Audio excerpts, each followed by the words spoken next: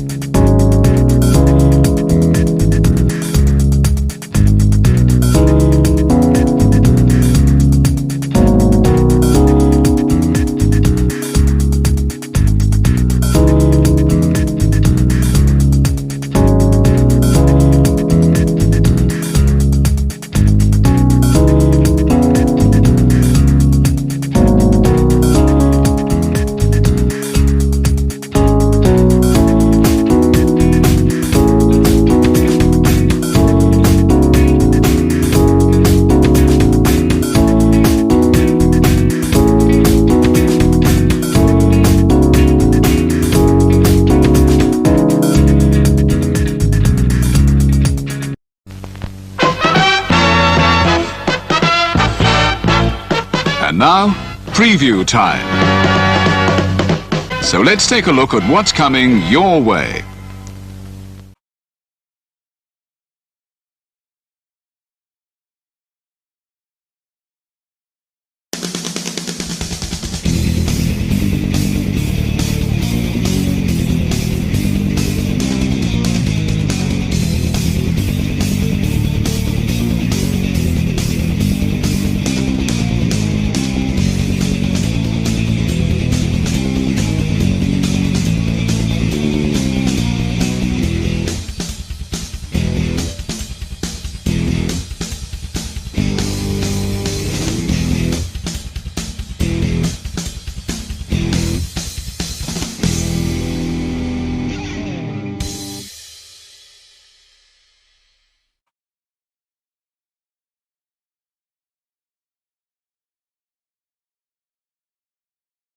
You ever wanted to come into a sports bar where the barkeeps know their game?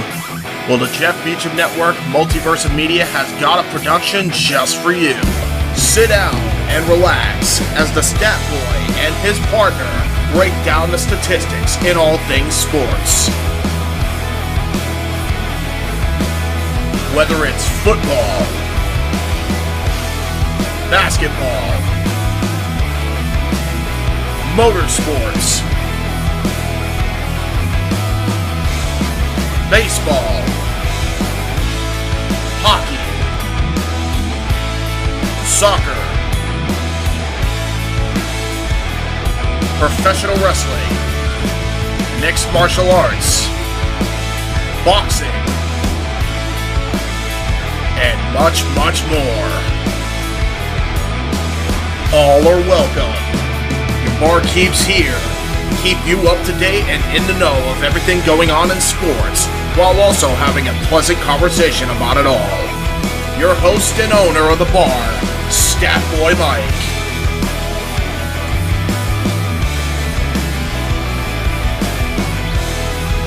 His partner in crime, Dory Lou. And a host of other guests coming in. The food's hot, the seats are warm, the drinks are ice cold, and the sports talk is plentiful. Casa D18 Studios presents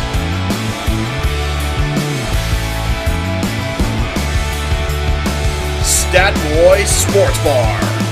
Take a bar stool and enjoy the show.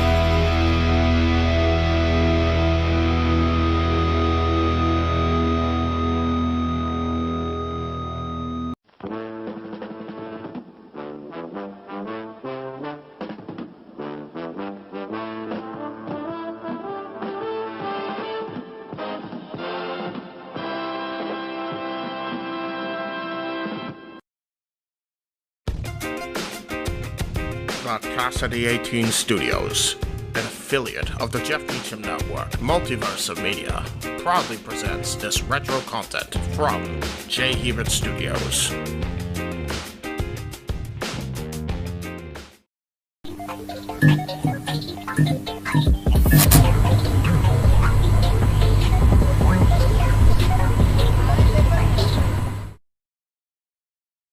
The following program contains strong language that is not suitable for young children. Viewer discretion is advised. The following announcement has been paid for by the Indy Force Podcast.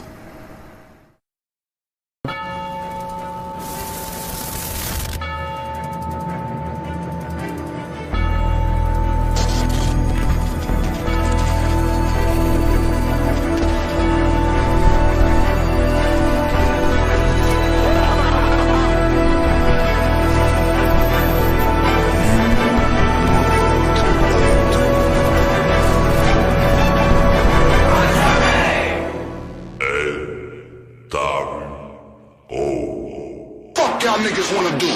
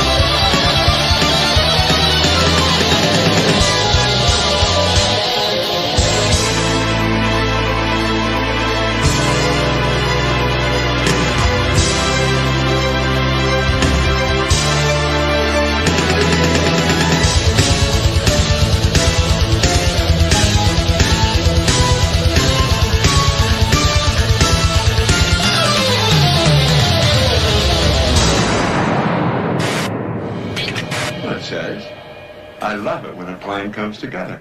Let me put my phone on vibrate. You like it that way, huh? This kid's like, shut the fuck up, Mike.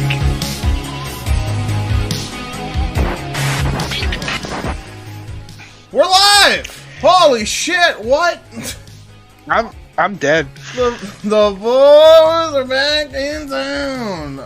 Welcome to the Indy Force Podcast for nerds, for weebs, and for dorks of fortune. We're short one for now. Nikos is running a tad bit late because he's running errands for his family who are sick at the moment, but he will be arriving momentarily as soon as he can. But for right now, it's the three of us. I'm James, and to this side is Casey, and below me is Mike. Oh, god damn, the loop is on. You want to blow me? No, not like that. That's not what I meant. See, he wants it in a different way. That's crazy. That's not how I want it. I don't want it any other way. You don't want to. You're turning into me, James. Shut up. That's not what I meant. He's right here. Okay. Anyway, and by the way, I love Underneath is a word that you could have used for that. I don't know. Fire. Well, you kind of anyway, he's got the Kermit picture. Say hello, Kermit. I guess. Hi-ho! Lord knows we need the comedy, because the first thing we're obviously going to talk about, we're going to take uber serious. So, it'll be going to be a different... He says as I'm playing Super Mario Kart. We're obviously going to take this a little bit of a serious route, and as a matter of fact, I'll get this ready to go now. So that way I'm not, like, fucking this up in any way, shape, or form here. We'll get this going. Cool. Just making sure. Let me do that. There we go. So, yeah. Now that we got that going on, I hate when fucking... I always have to do this shit. I hate this shit. I have to fucking unplug my microphone or my mouse and then replug it back in, because sometimes OBS likes to make my cursor disappear. That's always nice. Anyway, were you really that angry at that woman? You had to curse her? Ha ha ha ha. But yeah, there's far better entities out there that you could have cursed. There's far more deserving entities. So, we're gonna get started on this. On a night that was off the heels of a revolution, pun absolutely intended, but also very true, that AEW presented and gave to the general public.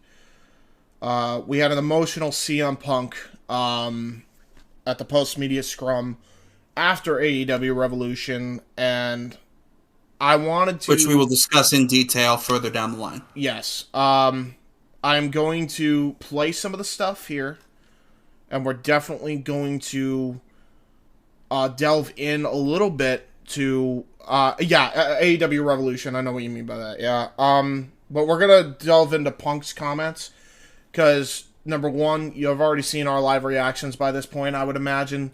Number two, we're probably going to go into an in-depth version on the Wrestling Rundown on Owen's channel. And also whenever that happens. And also probably on Noah's ATW view. So this is going to be solely for Punk. And I'm going to treat this a lot differently than I would treat anything regarding criticism towards the E. Because this isn't really about AEW versus WWE. This is about a man who was in very many ways abused, up to and including physically, financially, and emotionally. And it's kind of on Bear here. It's not the only thing he talks about. Obviously, he's very happy about the Ring of Honor purchase, which we will also get into detail, I'm sure, in this podcast. But right now, let's get on to Punk's comments. I selected a bunch of stuff into time codes, and we will begin here. So, here we go. Can everybody hear, by the way? Podcast. Great yes. Match. Thank you. Seems like you're having a lot of fun, even though it was super brutal, which is fun. Everybody got a little fake out with MJF and the cult of personality, but you pivoted and brought back the AFI thing. How important was it to kind of pay tribute to yourself with the gear and the theme and everything? I mean, it was pretty important, you know?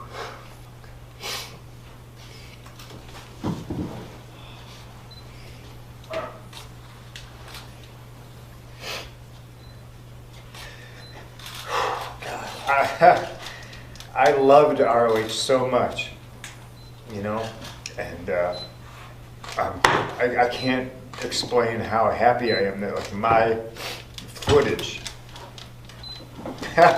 it's in good hands, you know. It's just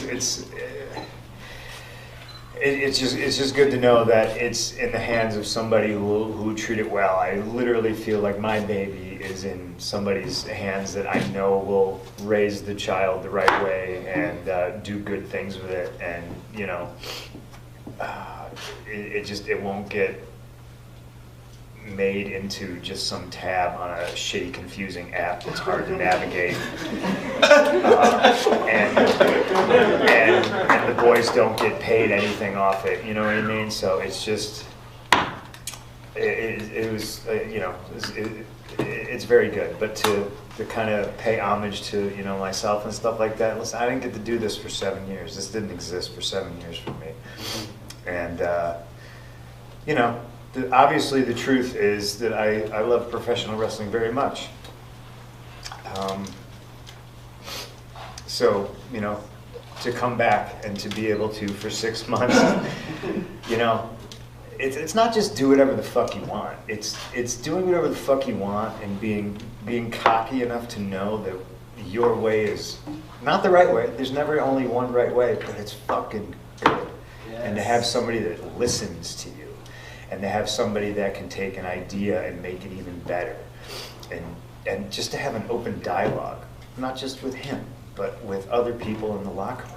And it's just, it's great that you don't have to beat your head against the wall and explain, like why your ideas are shitty and why I don't care who you think you are, that you don't know what you're doing. And it's nice. It's everything's just so great.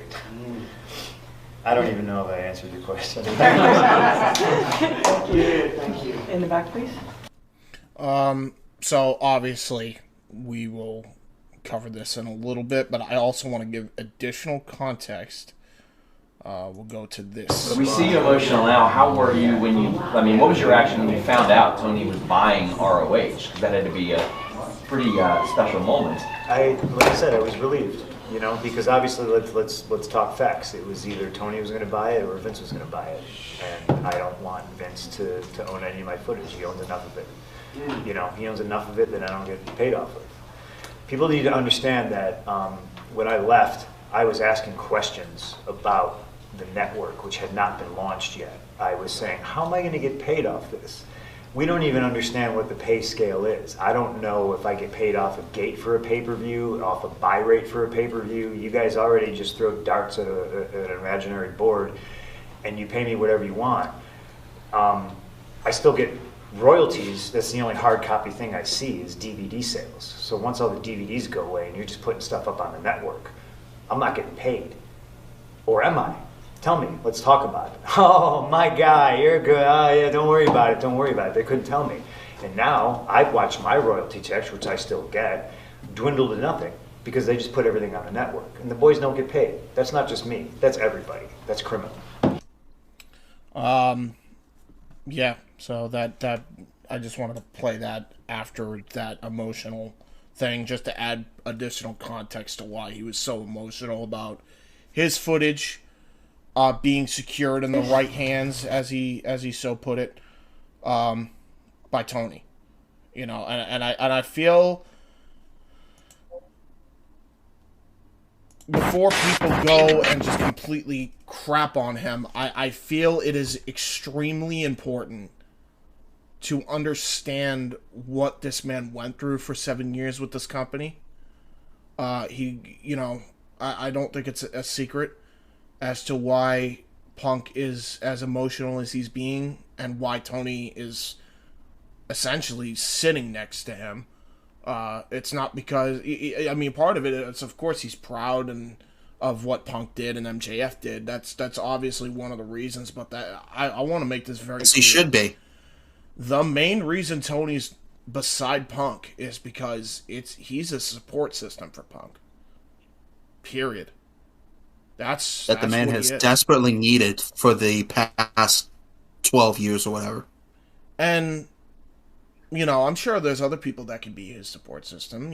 His wife could have been there, I'm not saying AJ. This is not saying, like, anything against AJ or anybody else that isn't there. I'm just saying that he probably does have many other support systems, but when it comes to something like this, I feel that you want to know that your boss is in your corner, not in the other corner trying to fuck you. Yeah, exactly.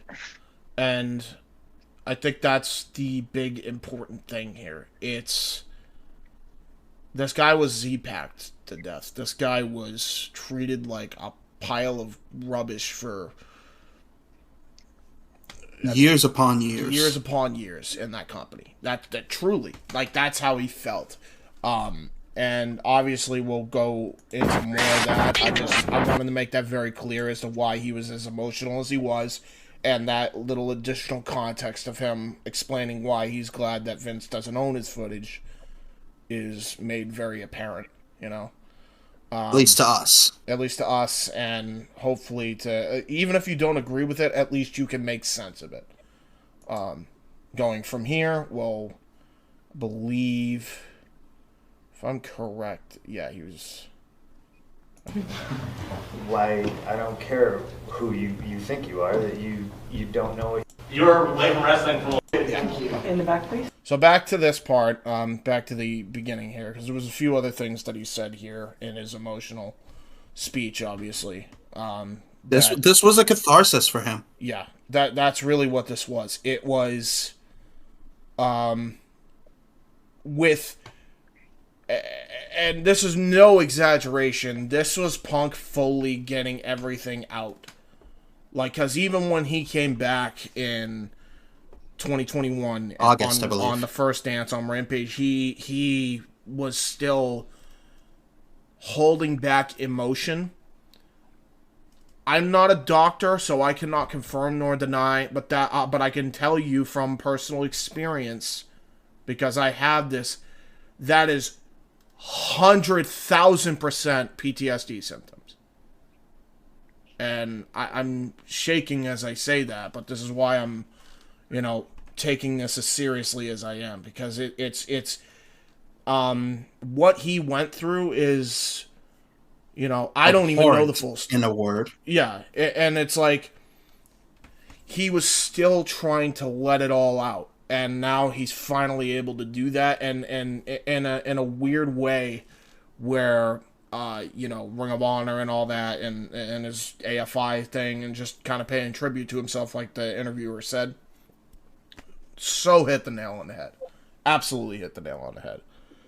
And I think that's really what finally made him kind of just open up. And that's great to see. You'll love to see it, honestly. But at the same time, you feel bad for the guy, because holy shit, Because what it took to get that out of him. Yeah, exactly. Brian Rhodes, ESPN West Palm. You were away from wrestling for a while. How special is it to have these positive feelings about pro wrestling again? I'm sick of crying. Today's been brutal crying. First time I cried today is when they showed me my ring jacket. And they replaced the skull and bones with the silhouette of Larry. I started crying.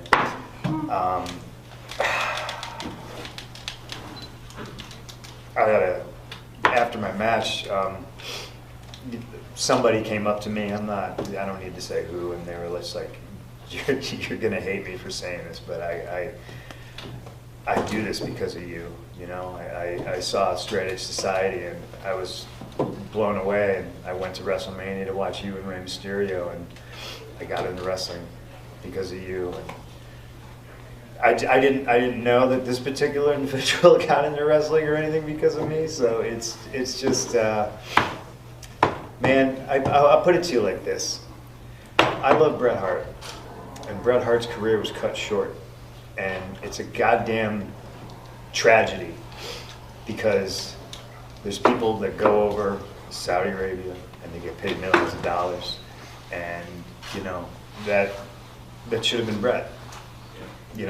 And I just feel super fortunate and grateful and appreciative that I got a second chance.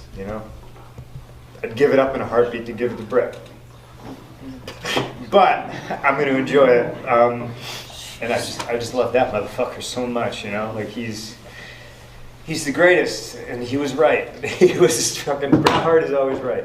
Fresh off the heels, by the way, after Dax Harwood, the former Scott Dawson of FTR, came out and said the whole thing about Shawn Michaels, and he tweeted that out too. Bret was always right. Man, this is fucking... To the surprise of fucking no one. Yeah, right? Nick? Punk, thank you.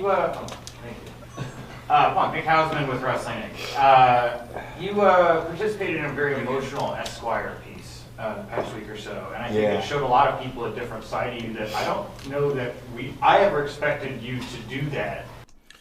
Just to put it in perspective, for context, if people don't know what the Esquire post that Punk made is, that is him making a post on Esquire covering the lawsuit and the trepidation that was that lawsuit from multiple different accounts, including his own.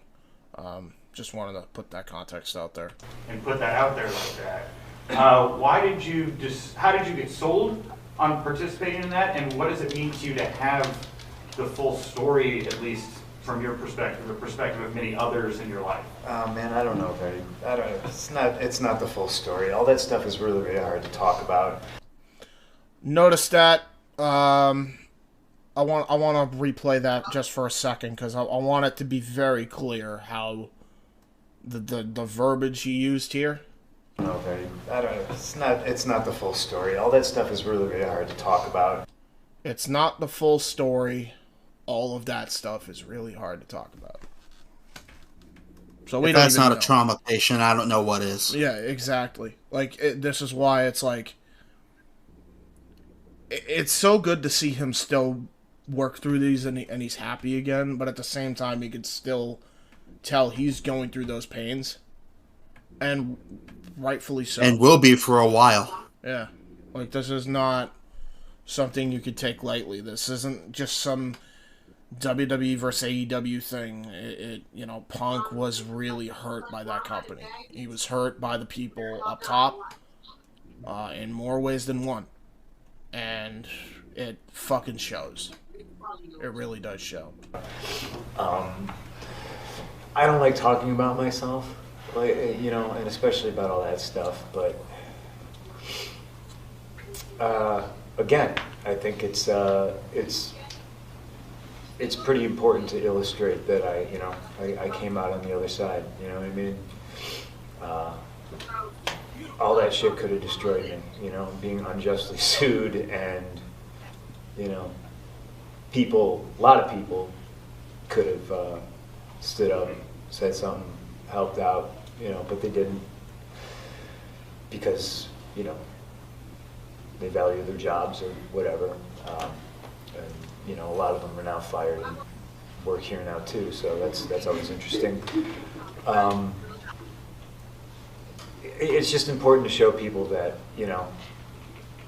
recognize when you got a second chance, jump on it, and be grateful and appreciative, I think so it's important to tell those painful stories.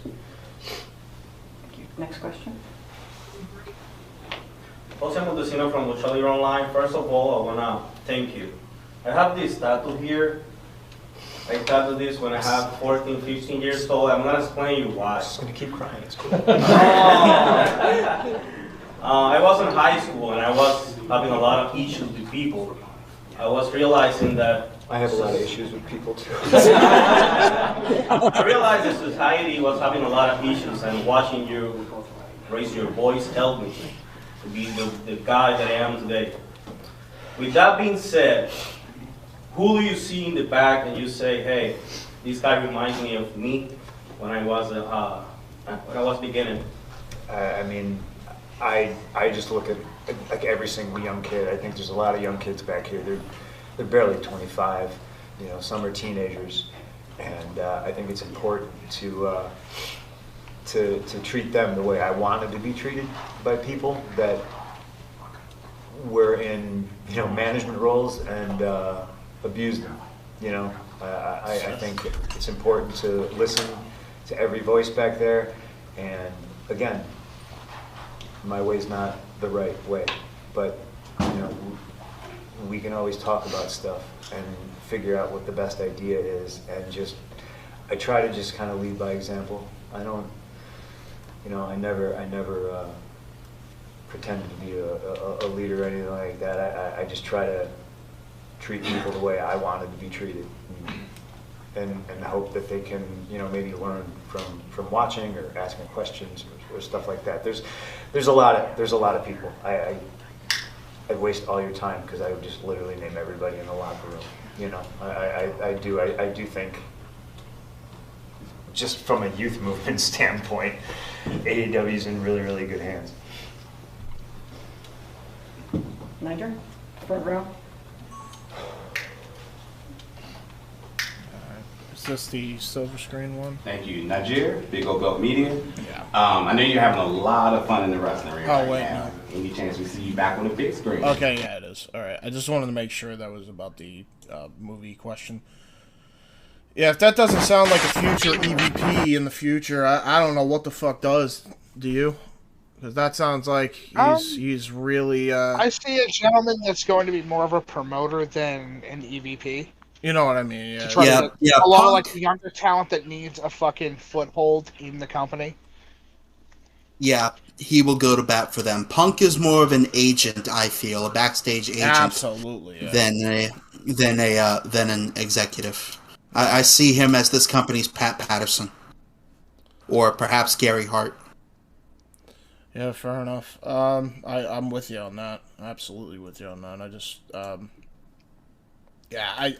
to me, that sounds like a person that's in there for the long haul. Absolutely. Let me go and get to 11:23. Bringing it back, Punk, it's Jay Reddick of the Orlando Center. Bringing it back to the night for just a second.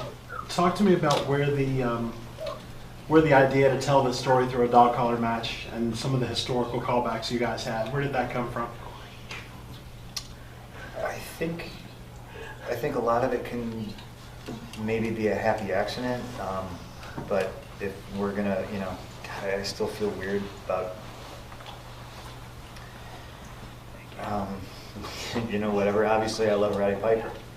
I don't think it's a secret that MJF loves Rowdy Piper. I think it's important to, while telling, stories, I can always go back to the bedrock of professional wrestling. And I think especially now that we live in such a weird time where... And by the way, I'm providing the context because a lot of people in the comment section that Casey brought to my attention was like, "Oh, he called them weird. I hope AJ leaves him." Dude, listen to the context before you open your mouth and hear what he's saying. I beg. There's professional wrestling fans, and then there's the weird WWE fans. That's all they've ever seen. So they actually, it's like they don't know other stuff exists. And they don't know that there's other ways of telling stories and doing things. And, so everything is just a love letter to professional wrestling. I think sometimes I can maybe be a little too cute for my own good. But I'm having the time of my life, and I think Roddy Piper is one of the greatest of all time. I think Bret Hart was the greatest of all time. I think, Randy Savage is the greatest of all time. And, there's a company out there that likes to spin their own yarns and have revisionist history about who truly is great and who, never existed. And we don't do that here. We don't pretend we live in a bubble. We live in the real world. So, Roddy Piper's my hero, and I wish he was here because I would really like to see how disappointed he is in me right now. Thank you very much. Oh, is that it? I'm done. Obviously, they go on for a little bit more. How disappointed he is in me. I can just hear Piper right now. Hey! You got a towel over there? You want some cheese with that wine? Get your ass back in that locker room and get yourself ready for the next match, son! Yeah, I love it. Apologies, Roddy Piper. Rest in peace. You are a goat. Yeah, man. Now, yeah. All of a sudden, James pulls up the image of my cosplay as Roddy Piper during fucking... What's going on? Interview. What's going on, you fucking yo-yos? Is that actually something he said? I believe so, yeah. Yeah, absolutely. Yeah, man. It's just, there was obviously a huge range of emotions for Punk there. Happy, sad, emotionally drained, I'm sure. As anyone would be, especially after putting on what seemed to be the match of their life. Yeah, absolutely, dude. If that's not a match of the year candidate, that's a shame. Yeah. I mean, you could say that for practically the whole rest of that card, really. There was tons. There was bangers up and down the lineup. Like, AEW, man. As Punk said... Ladies and gentlemen, if you ever needed to know that WWE did Sting dirty, always remember that in AEW, Sting was ready and willing to jump off of a fucking good 10-foot gate. Yeah. for this company. Yeah. Yeah. And that should Just tell you saying. a lot. That He wouldn't should- have done that in the Fed. Absolutely should tell you a lot. He wouldn't have done that in the Fed. Dead serious. I'm gonna go to another.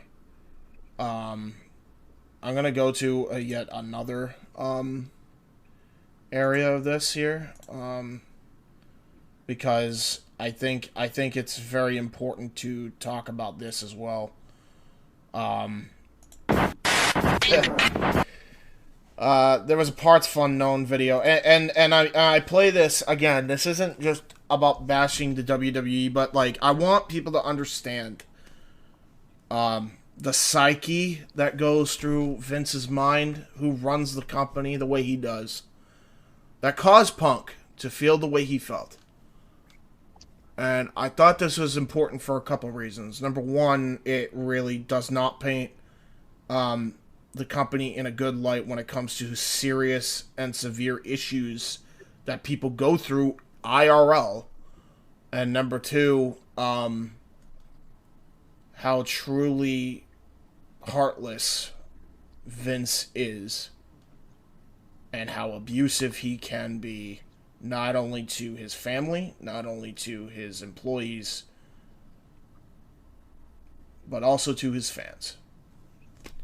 3. Batista, foster child, or worse. So Vince had a weird childhood, that's not speculation. In a Playboy article, Vince himself expressed genuine regret that his stepfather died before he could murder him. Such things might have contributed towards, Vince's pathological hatred of weakness, his refusal to be called Vince Jr., him having a T-Rex skull in his office, and a myriad of other weird familial kinks that make up the chairman of the board. I wonder if that also explains the horrific Wait a minute. That's real? Yeah, that's real. No, the T-Rex thing is real? Because that's in fucking the 2K games. That's real? Yeah, that's real.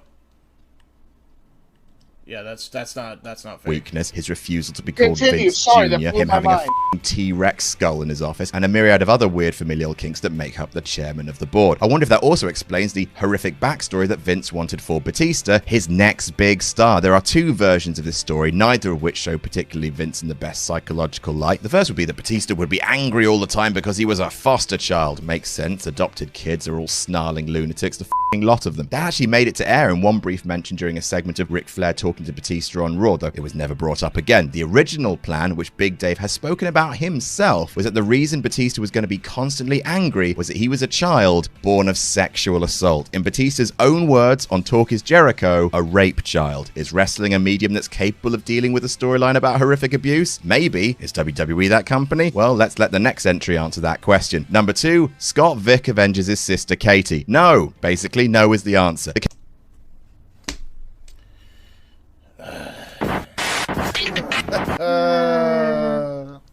Didn't even know Katie Vick had a brother. He almost in canon, almost. I believe the person in question, if I'm correct, it's in the video, but I'm probably gonna butcher it. It was a dude from the ECW roster, and Dreamer covered it on his podcast at one point. So we got. You can't make this shit up. Like It is. Like I'm not gonna start like raging and screaming or any of that shit because this is not the medium for it specifically. Yeah. But I mean it is because we do it all the time. But not this time. Not for this. No. Not at this moment. No. But can you imagine? Like I want to put in perspective, right? Let's put this in Batista's shoes. He's sitting in the back, right? Yeah. Doing what he is doing. Getting ready for his match. And all of a sudden, his boss comes in and goes, I got a match idea for you. Or I got a story idea for you that you've never heard before. Yeah, sure. Whatever you want to do, Vince. You're the boss at the end of the day. Like, what do you feel like doing? I want to make you a child of rape. What? Yeah. Why? Vince, there's a reason I've never heard that as a story idea before. Maybe you ought to think about that for a second. Listen. I have no doubt in my mind, and I know for a fact that Vince went through a lot of trauma. That's been very well documented, or as well as documented as it possibly can be. However, but that does not excuse all the heinous shit that this man has done in his entire history on planet Earth. That's just fucking wrong. And for those who really wrong. And for those who are gonna tell me that's harsh, what's harsher? Me telling you that Vince needs, for the necessity of everyone involved that has ever worked for his company, to perish. I'll use that word to be kind of PG here. Or that Vince wanted to apparently kill his stepfather, justifiably so, by the way, if you actually look at that story, but is willing to bail out a person who murdered, whether it was first or third degree, Nancy Argentino. I think you can answer your own question. I want it to be known that on certain terms, I'm not going to say I'm never going to cover the WWE again, because more than likely we will, but it's very, very, very few times we will going forward. As far as Jeff Meacham's show is concerned, Jeff, if you're watching this, I made a commitment to you. I gave my word that I'd be on the watch-along, and I will be commentating with Noah for the Royal Rumble for the watch-along. Other than that, you can count me out of SummerSlam, you can count me out of Survivor Series, you can count me out for future Big Four shows. I am not going to give my time, my effort, my money to this company. I'm not even going to give them the fucking privilege. Because enough's enough. The Pat McAfee interview comment section is the reason I am not, because not enough people do this. I'm taking a stand and saying this shit is not fucking okay. You tell me how any of the shit that you heard from Punk and what you just heard Adam Blampied recount for Dave Bautista, how any of that in any situation is okay in a line of work.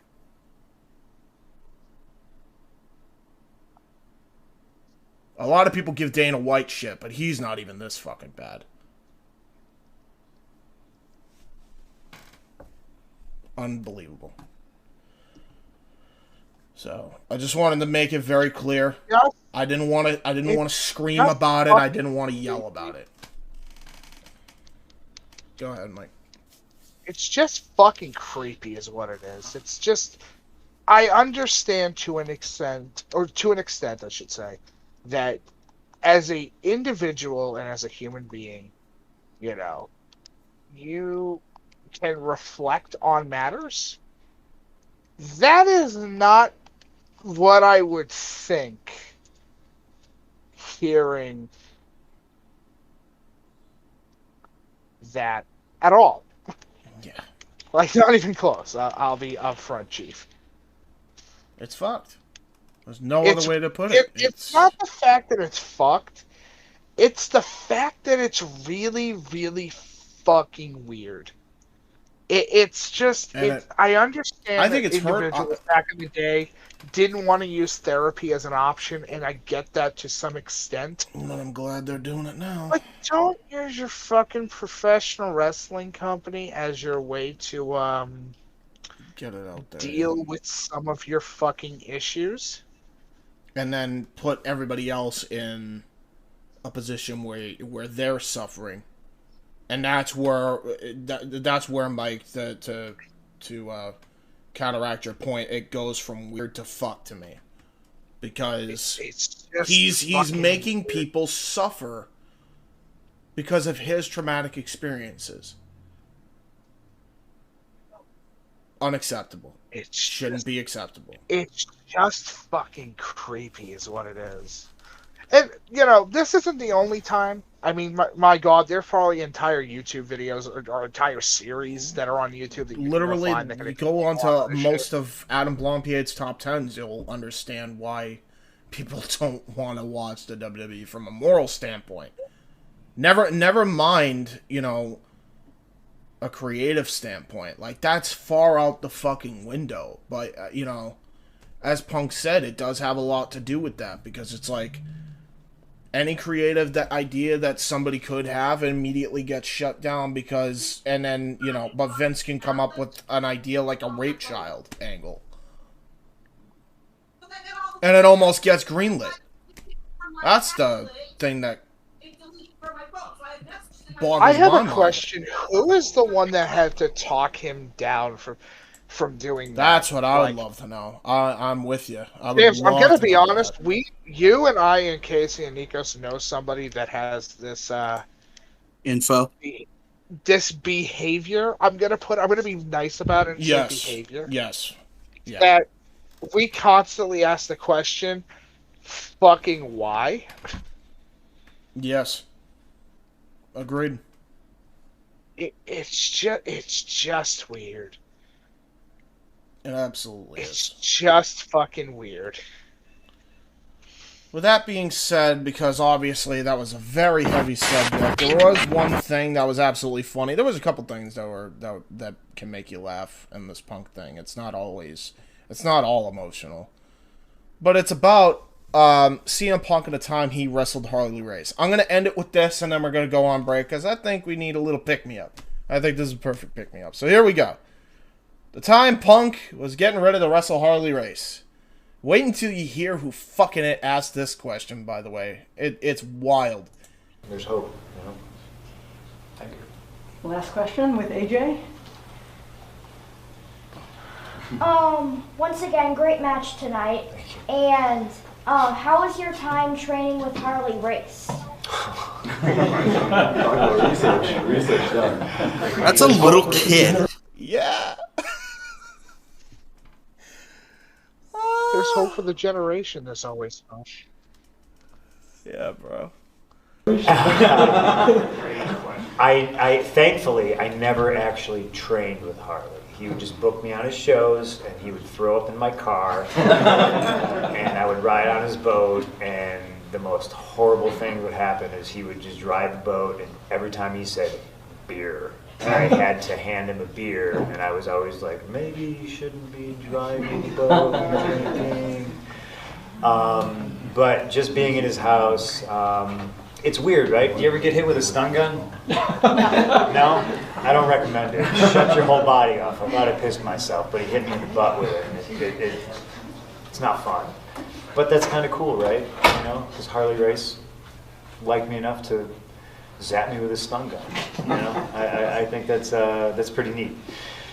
That should be a point of pride for him. He refereed a bunch of my matches.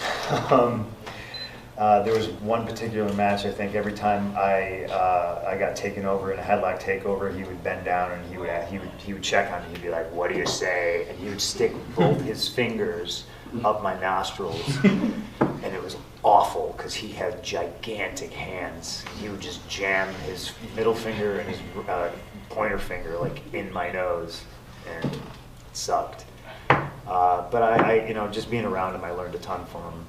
He was a pretty hard trainer, so thankfully I never had to roll around and take bumps. But just being on his shows, he was the man. This is peeling back the curtain. I'm not supposed to say words like this, but he's the guy who taught me how to make a blade, and I think he would be pretty goddamn proud of me right now. Thank you. This poor guy looks so worried. So yeah, there's the Harley Race story. I wanted to end with that because I think that's fucking great. Pretty wholesome. And way. guess who just joined us right before we went to break? Hey, Nikos, you missed the Punk bit. Yep, I'm here. I know, sorry for being late, but you know, when you got two sick people now and making you go around for errands, it takes up a lot of your time. You know, but you yeah, tell them, show safe. Nikos, do you know what you should tell them? Just saying. Suffer. Yeah. And now James is frozen. I'm frozen on your end? Cool. No, he's. Am I frozen He's now? fine on my end. I don't know. I'll figure out what the hell's going on with my camera when we go on the break anyway. But yeah, no. You missed all the sappy shit anyway. And not that it's bad or anything. Like it's not like completely like disregarded or anything. But you missed the sad shit. We're on the happy shit now. Where the fuck did Nikos go? Okay, he's I guess coming back in at some point. But yeah, we'll see what the hell's going on. Obviously, we're having some technical issues, but we have an ad break, so it don't matter. So we will be right back. We are going to take an... What? Joined in! Yeah, I know. We got to go on break, and then we're going to come back anyway. We're fine. God damn it. With that said, we'll be right back. Don't touch that dial. We will be right back with the Indy Force Podcast, right after these commercial messages. But then he ended up joining WCW and the Alliance. Because when people think WCW, they think of the guy that basically helped WWF win the war, Stone Cold Steve Austin. Eric Bischoff, Uncle Bischoff, doesn't like his nephew Eugene. And we got Coach in Ohio, sporting Michigan colored, you fucker. That pissed me off. Don't even get me started on Tony Storm crying. Oh, she cried. And the glass shatters. He opens the door. And off we go.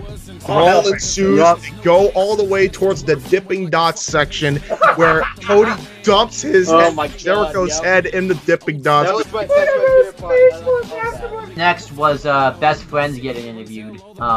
And somewhere Jim Cornette had a conniption fit. I got a ticket! I got a ticket! Get out of here! You don't mess Get with out of me. here! I have a ticket! And literally, security and the police escort the Nightmare family off the premises. MJF says, how you looking now, midlife, Chris? Get by, cause I keep ticking like a metronome, and my thoughts keep telling me to get me home, but my balls keep telling me to let me just let me That clock keeps ticking like a metronome, and my thoughts keep telling me to get me. Do you think you have what it takes to cut the greatest promo in professional wrestling history? Step through the ropes, pick a gimmick, and know your role. The Ring Scoops Wrestling card game is the ultimate pro wrestling fan party game. Draw cards at random, use your creativity, and cut a promo on your opponent while the audience cheers. The Ring Scoops card game. Available now. Good evening, ladies and gentlemen, boys and girls, Indy Force fans of all ages. I am Luke Lynch, Commander of the Legion, and if you have not already, check out my adventure vlog series over on my channel. Grant you, it's not the most often updated series. It's definitely far from frequently updated. But when it is updated, it's good times, geeky, nerdy, and fun times all around with cool geeks from all walks of life. For example, YouTubers, content creators, Twitch streamers, you name it, I've got it, all on The Adventures of Luke Lynch, which you can find on my channel. Subscribe, like, comment, watch, share, do the whole thing under the umbrella of For the Win Productions. Future James, take it away with that outro.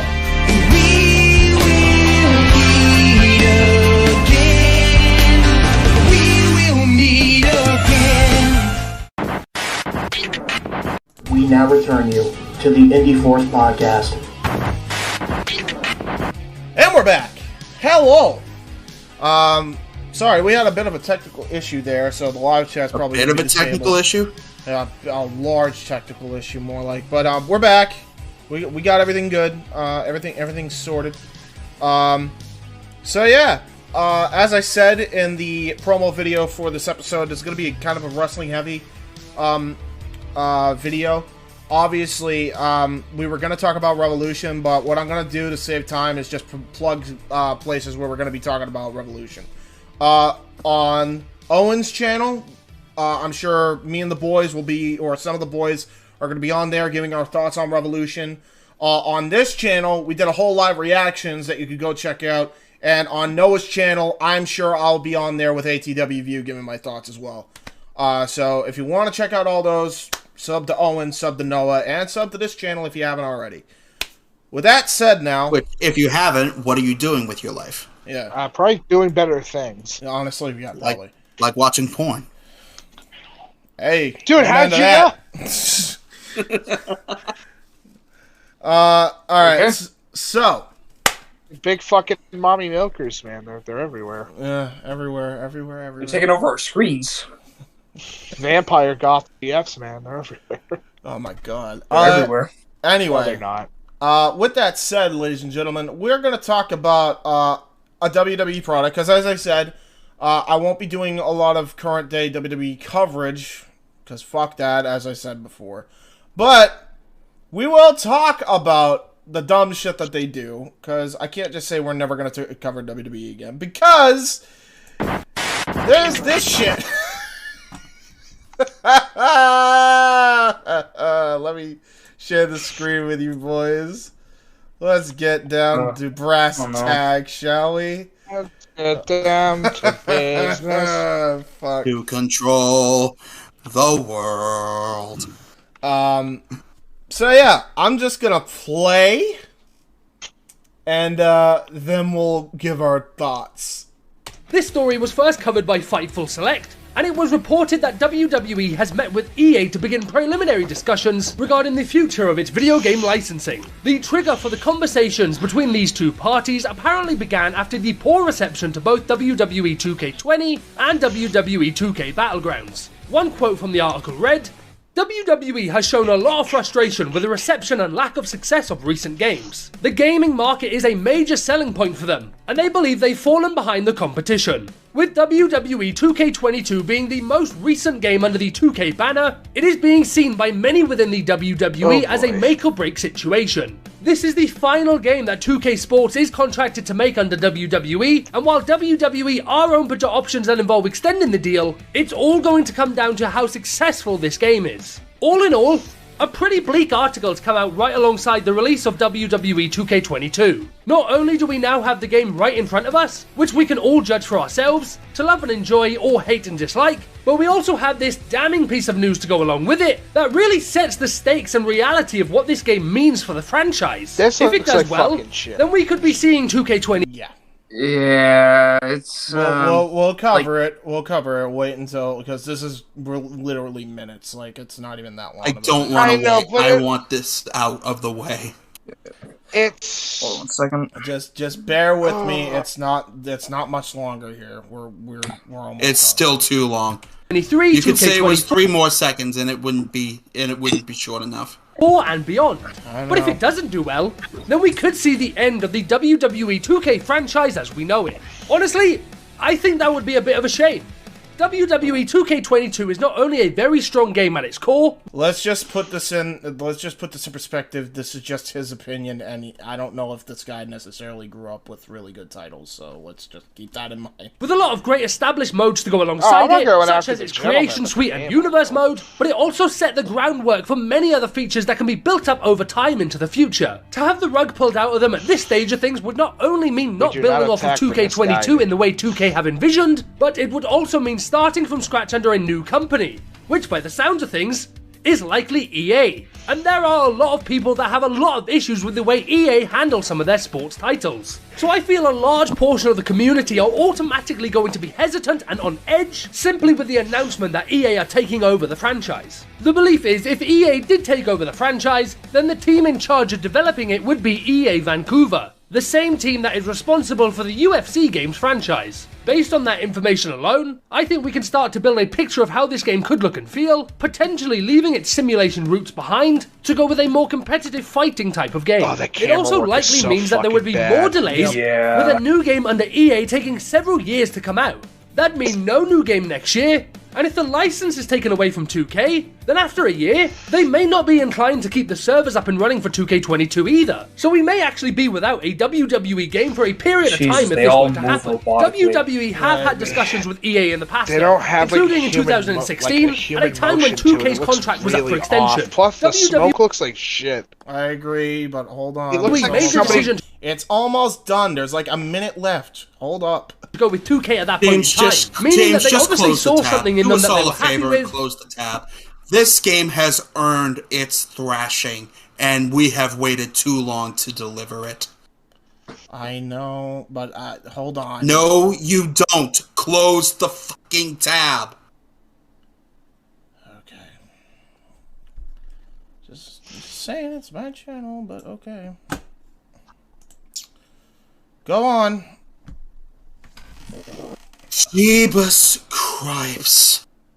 Where do we begin here? Mighty Fallen. They were mighty to begin with?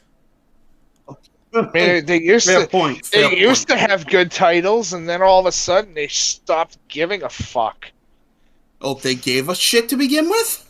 Yeah. Well, okay, when 2K it was as a originally company did, yes. Back in the day. When THQ first released fucking their franchise, it was good. It was really good. We got really good fucking wrestling games. Did we have a dip in quality between games? From time to time, yeah, but roughly, like, even the games that were, like, a dip in quality weren't fucking, like, goddamn terrible. This is a sin against gamerdom. It looks like somebody took Vaseline and rubbed it on the camera. If only it looked that good. Hunter Hearst Helmsley has never been that jacked in his fucking career. He wishes. Yeah. Like, have you seen him now when he was off the roids? Like, not pretty. Oh, how about when he had the beer belly? Oh God, yeah. We're gonna get beer belly Hunter Hearst Helmsley again? Where he was drinking every single fucking night with Evolution? I mean, just how about the fact that fucking 2K is trying to use, obviously they're probably using rotoscoping on these characters to make them look no, they're real. not. No, that's No, they're not. What? Doesn't look they're like not, that you to can me. tell. If that's mocap, that's a fucking crock of shit. I could do a better job it's not mocapping Triple H. It's not fucking mocap, it's hand animation. Oh, fuck off. That's hand animated. You Hand can tell- animation. If you go back, James, you want me to tell you how you can tell? Go back into the video if you get the chance.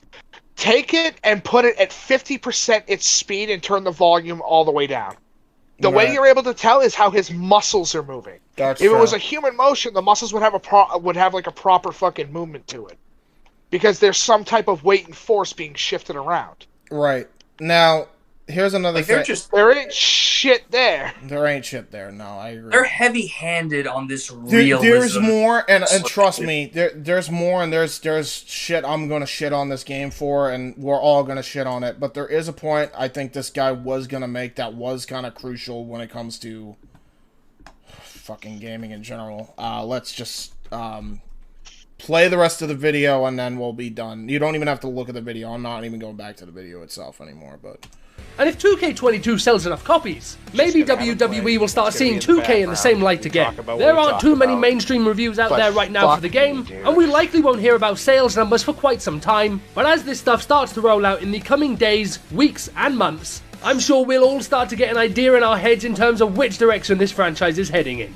This is an absolutely fascinating story, and we'll be paying close attention to it as it develops. But for now, we'd love to hear your guys' thoughts on it. Now, here's things that... Okay, so now that we got that out of the way, I want to go to my comments. And this is exactly what I fucking wrote. And I actually had some replies because I actually commented early enough. So, this is what I wrote. I'm going to actually expand the comment section a little bit here, so that way we can actually see what the fuck I wrote and without it being so fucking small. Honestly, creatively has always been great for creativity has always been great for the current WWE games, is what I meant to write there. But their gameplay is ass. If EA Vancouver took over, gameplay would probably be 10 times better. However, EA itself would microtransaction their shit to oblivion. Those are my honest thoughts. I would much rather see WWE strike a deal with NetherRealm Studios than EA. 2K and EA are one and the same, and nobody likes either sports game. And then here's the problem. Yeah. And I'm sorry to cut you off. I really am. The problem is that if you give it to EA, they're going to microtransaction the shit out of it, like you said. On top of the fact that they're probably going to give it to a development team that is going to be in developmental hell for the next 3 to 4 years. Because that's what happens. Exactly. They give it to, EA does not make games in-house anymore. They hire other companies to do their work for them. And then don't pay them well. I will feel bad for whoever...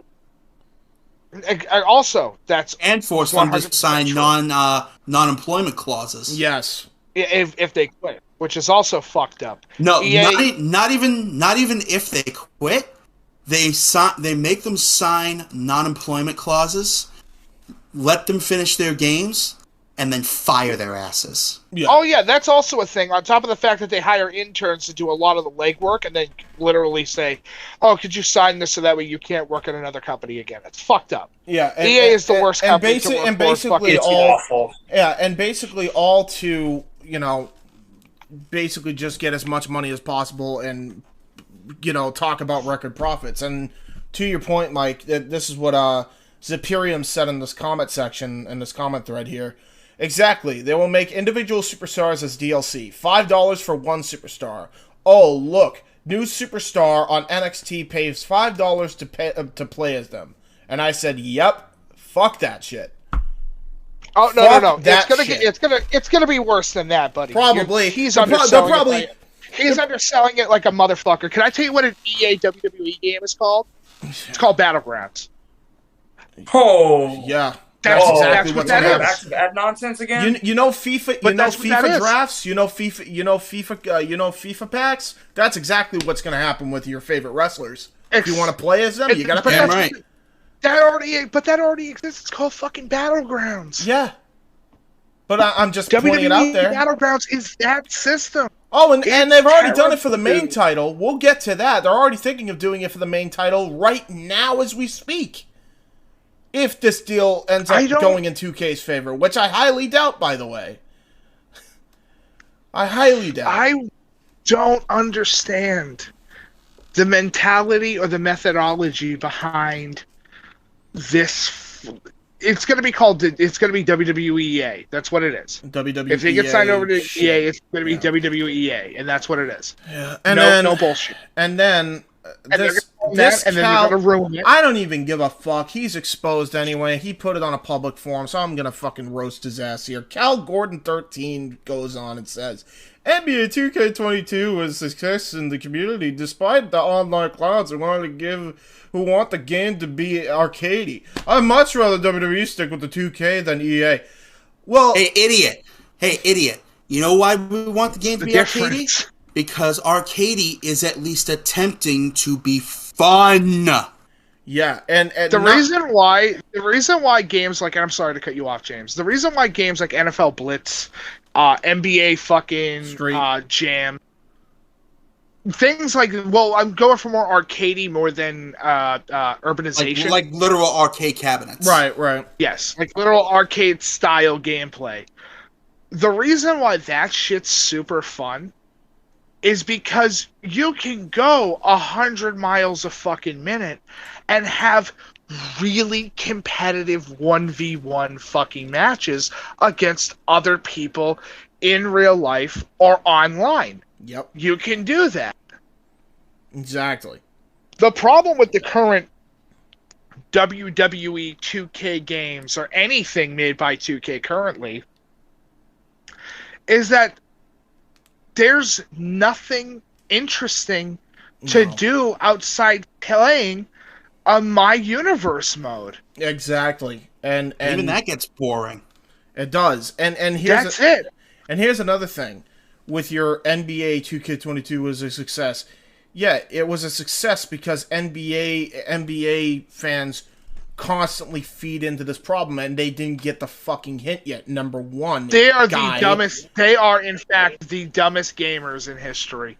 Because where anybody else would go, if you don't want it, don't buy it. These idiots will buy it every single year and still bitch why it sucks. Yeah, and on top of that, just to add to your point as well,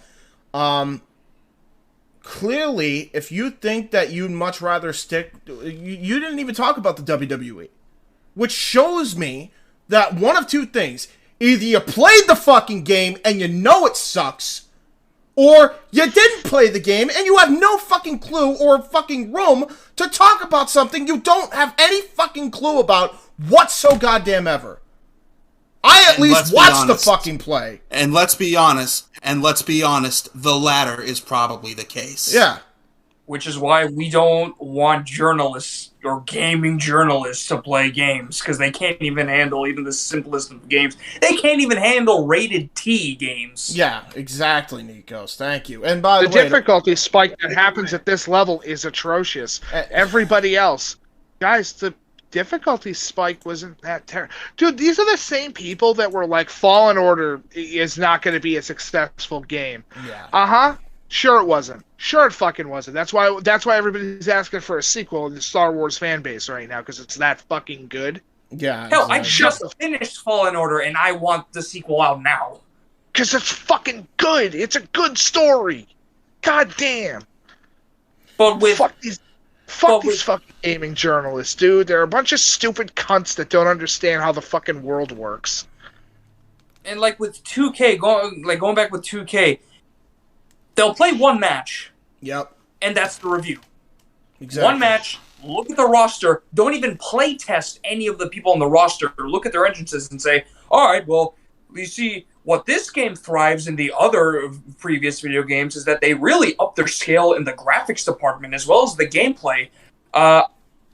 Playing one match for really 2 is minutes that why doesn't count. I'm sorry. You sure about that? Because 2K20 fucking crashed unlike any other game I have. Dude, I'm gonna say this. I'm gonna say this real quick. Hold on. I'm gonna say this real quick. So take a second. Okay, never mind. I was gonna just say, to your point, Ass on Fire, great name by the way, said EA would most likely have a worse game than WWE 2K20. Hey, NFL fucking Madden this year, ring any bells? Remember drop EA hashtagging on Twitter? I do.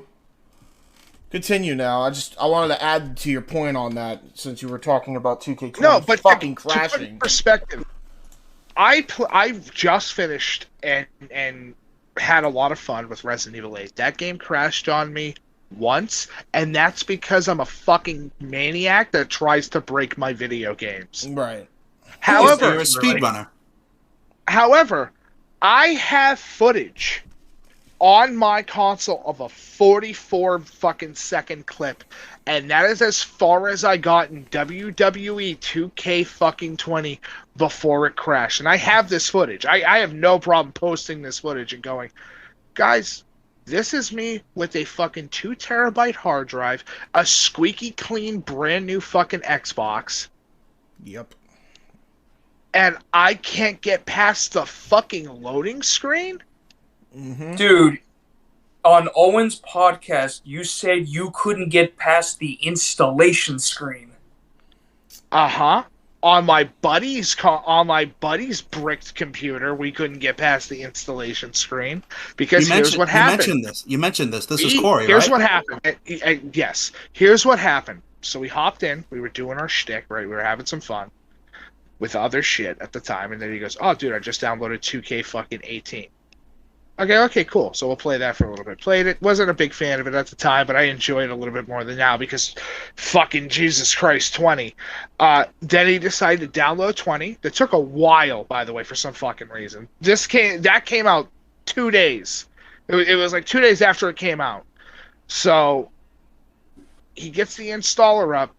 The fucking minute the WWE fucking over 60 years in professional wrestling, like, bit that they love to throw at the beginning of their shit now. Yep. That stupid fucking thing that they love throwing in. Yep. As soon as that hit, the first note of it didn't crash, per se.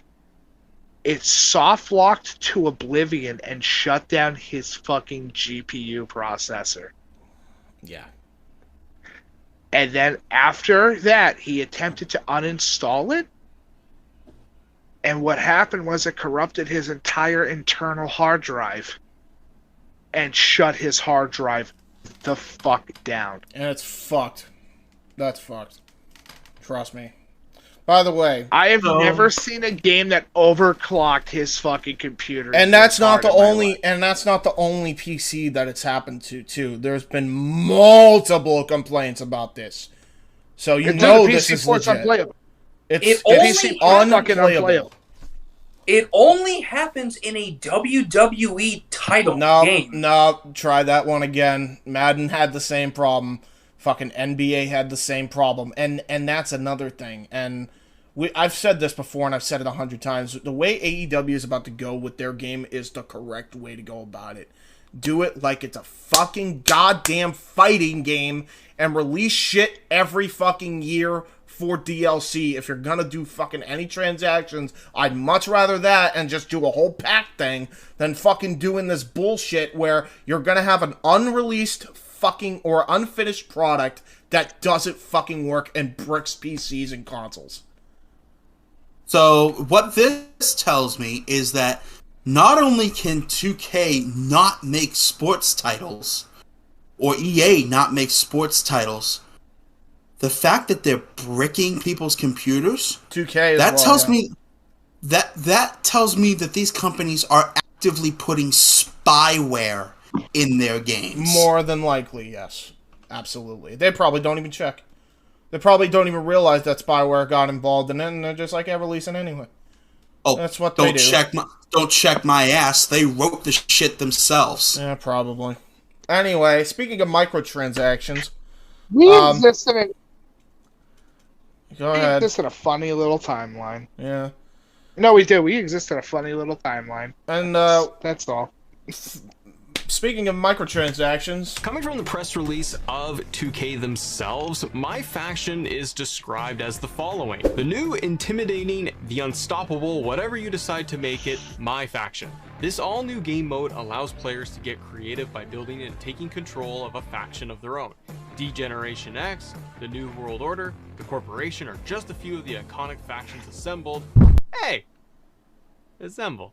That's fun. Throughout the years, and now it's your turn to create the next legendary team, collect, manage, and upgrade WWE superstars, and make your faction the greatest partnership in WWE history. So number one, I'm excited because this is new.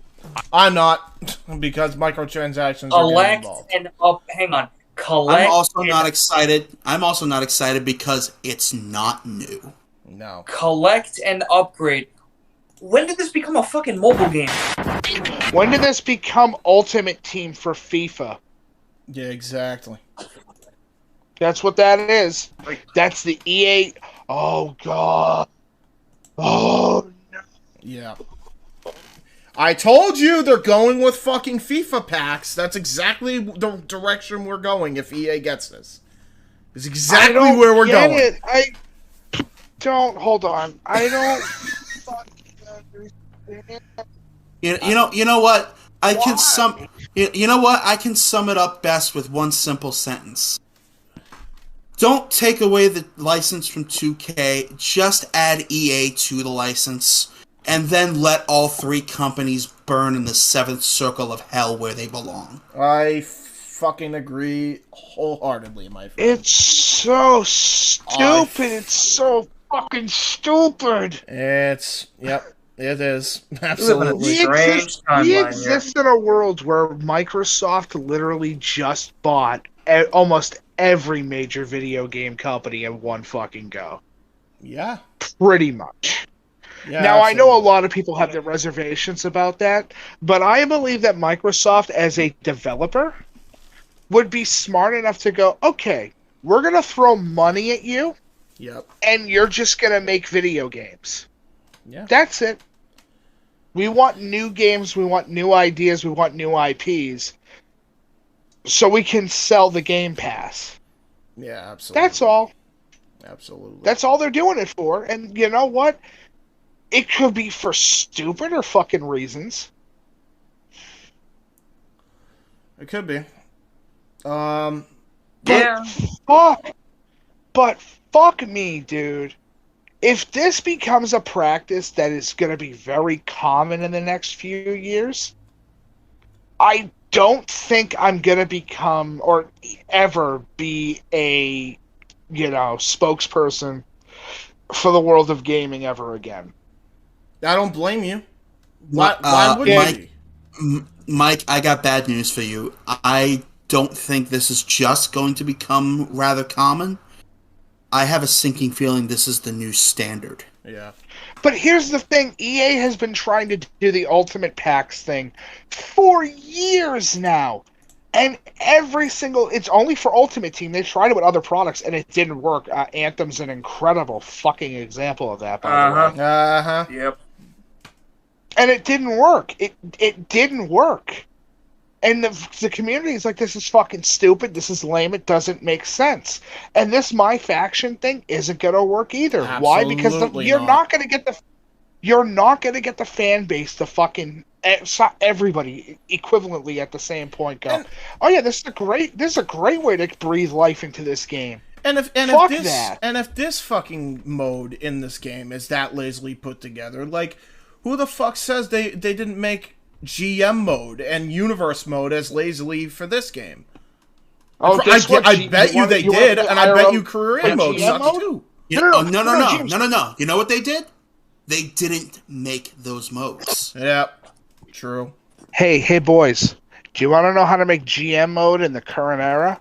All right, so take your wallet out, right? Now go buy the wrestlers with your actual fucking money. Yep.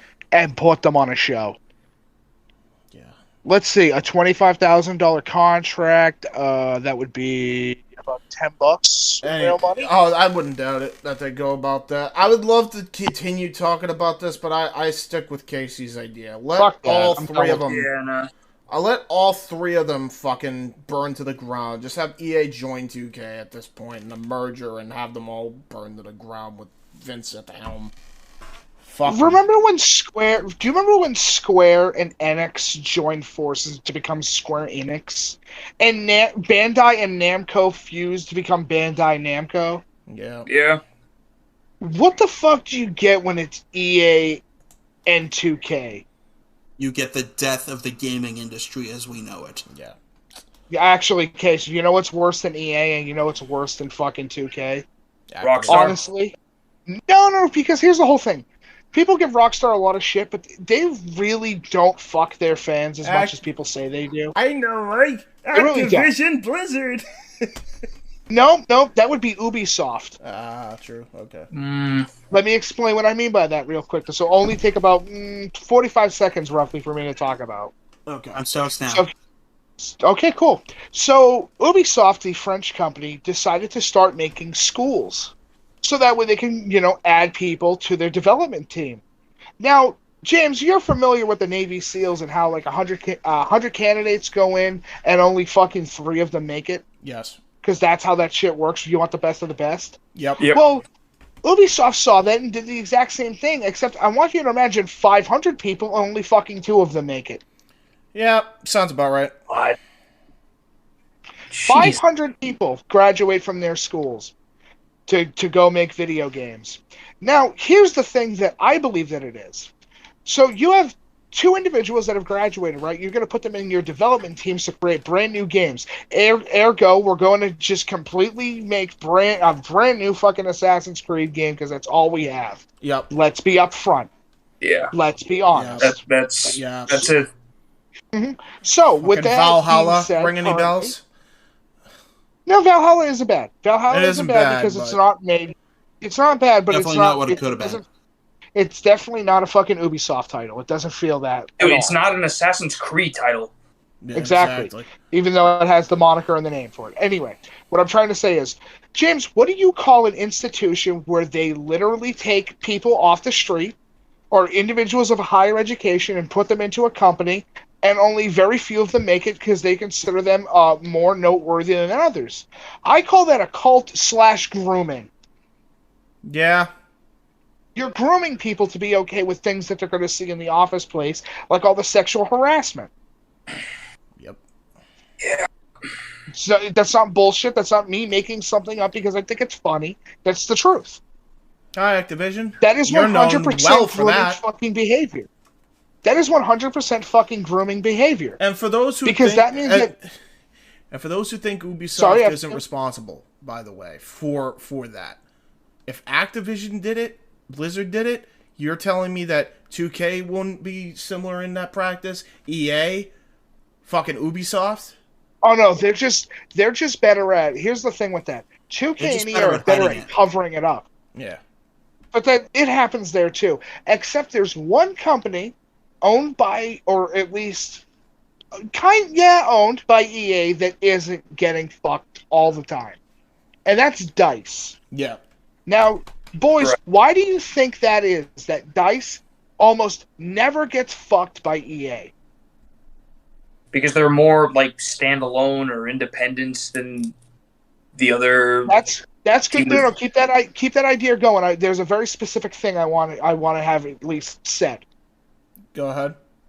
I mean, what I think is like DICE is more like independent when it comes to like making games that they want to make. Right. Like, for instance, like Star Wars. For instance, like when they made Fallen Order, it's a great game, but it's not a heavily EA game. That's just the title. But really, here's the thing though: DICE didn't make Fallen Order. That was Respawn Entertainment. The guys that made Titanfall made that, and it shows. Yeah, it shows because movement in that game is so fucking fun. It's crazy. It feels good to move around the levels. Not to mention, it feels good to do all the crazy shit you can do with the Force once you're all powered up. I mean, that's the whole goal. You want to get strong. You want to talk about more stuff we have clips on? Mike can go on for days about the crazy shit he's done in Fallen Order. Yeah. AKA grab guy, throw him into his own partner's grenade, and then literally fucking stab the dude behind him. But anyway, no. The big thing is that DICE. Nikos was hitting it. Nikos was hitting it on the head. I'll be honest.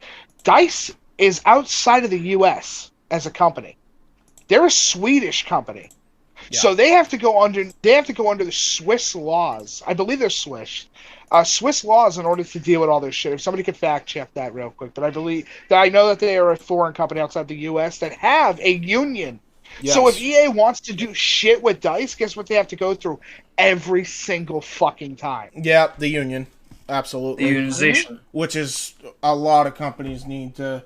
Which do is that, why especially DICE if you're doesn't independent. get fucked that often. Mm-hmm.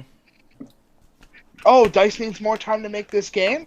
Cool. Well, guess what? You have to talk to the union. Hey, it's fucking hilarious. Both wrestling and gaming, well, specifically WWE and gaming, need unionizations. I think in general, everything should have union. I'm going to be honest, things should have unionization because, let's be frank, you as one person can only represent yourself to only one extent. Absolutely. However, if you group up, a group has more power than a singular individual. Let's be honest. I would like to talk about this more, but obviously I'm not trying to like crunch us for time. Also, Mike, you were correct. They are located out of Stockholm. So we'll say Stockholm, Sweden? Yes. Look at me, I'm fucking good at this. Maybe I should become a gaming journalist that actually plays the fucking games. So that said, I trust your word than any Dave Meltzer out there. Yeah, truth. It's all right. Yeah, Dave just gets a lot of his shit wrong. Anyway, he's losing his touch, and then hates to admit that he got it wrong. Yeah, exactly. They changed the booking. I don't know what you're talking about. Yeah. That said, let's talk about the Batman. Nico, so you there? Because you actually saw the Batman. That's ironic because I'm playing Batman right now. Haha. Nikos? Okay, he had to fucking deal with something, of course. He bounced. Alright, we're gonna have to save it for fucking segment 3. Oh wait, nope. Hello, Nikos? Sorry about that, boys. I had to take care of some things. I'm gonna be off camera for a while. Okay, it's the Batman movie. I wanted to get your thoughts on it, because you actually saw it and we haven't yet, so brief thoughts. Spoiler free? Yep. Yes, very much spoiler free. Yes, this is a spoiler-free viewing of what I just saw not 2 hours ago. Well, actually 5, because god damn, this was a long movie. This is almost a 3-hour movie. So you know it's going to be good. So, this movie perfectly pays homage to the comic books in a way what it's supposed to be.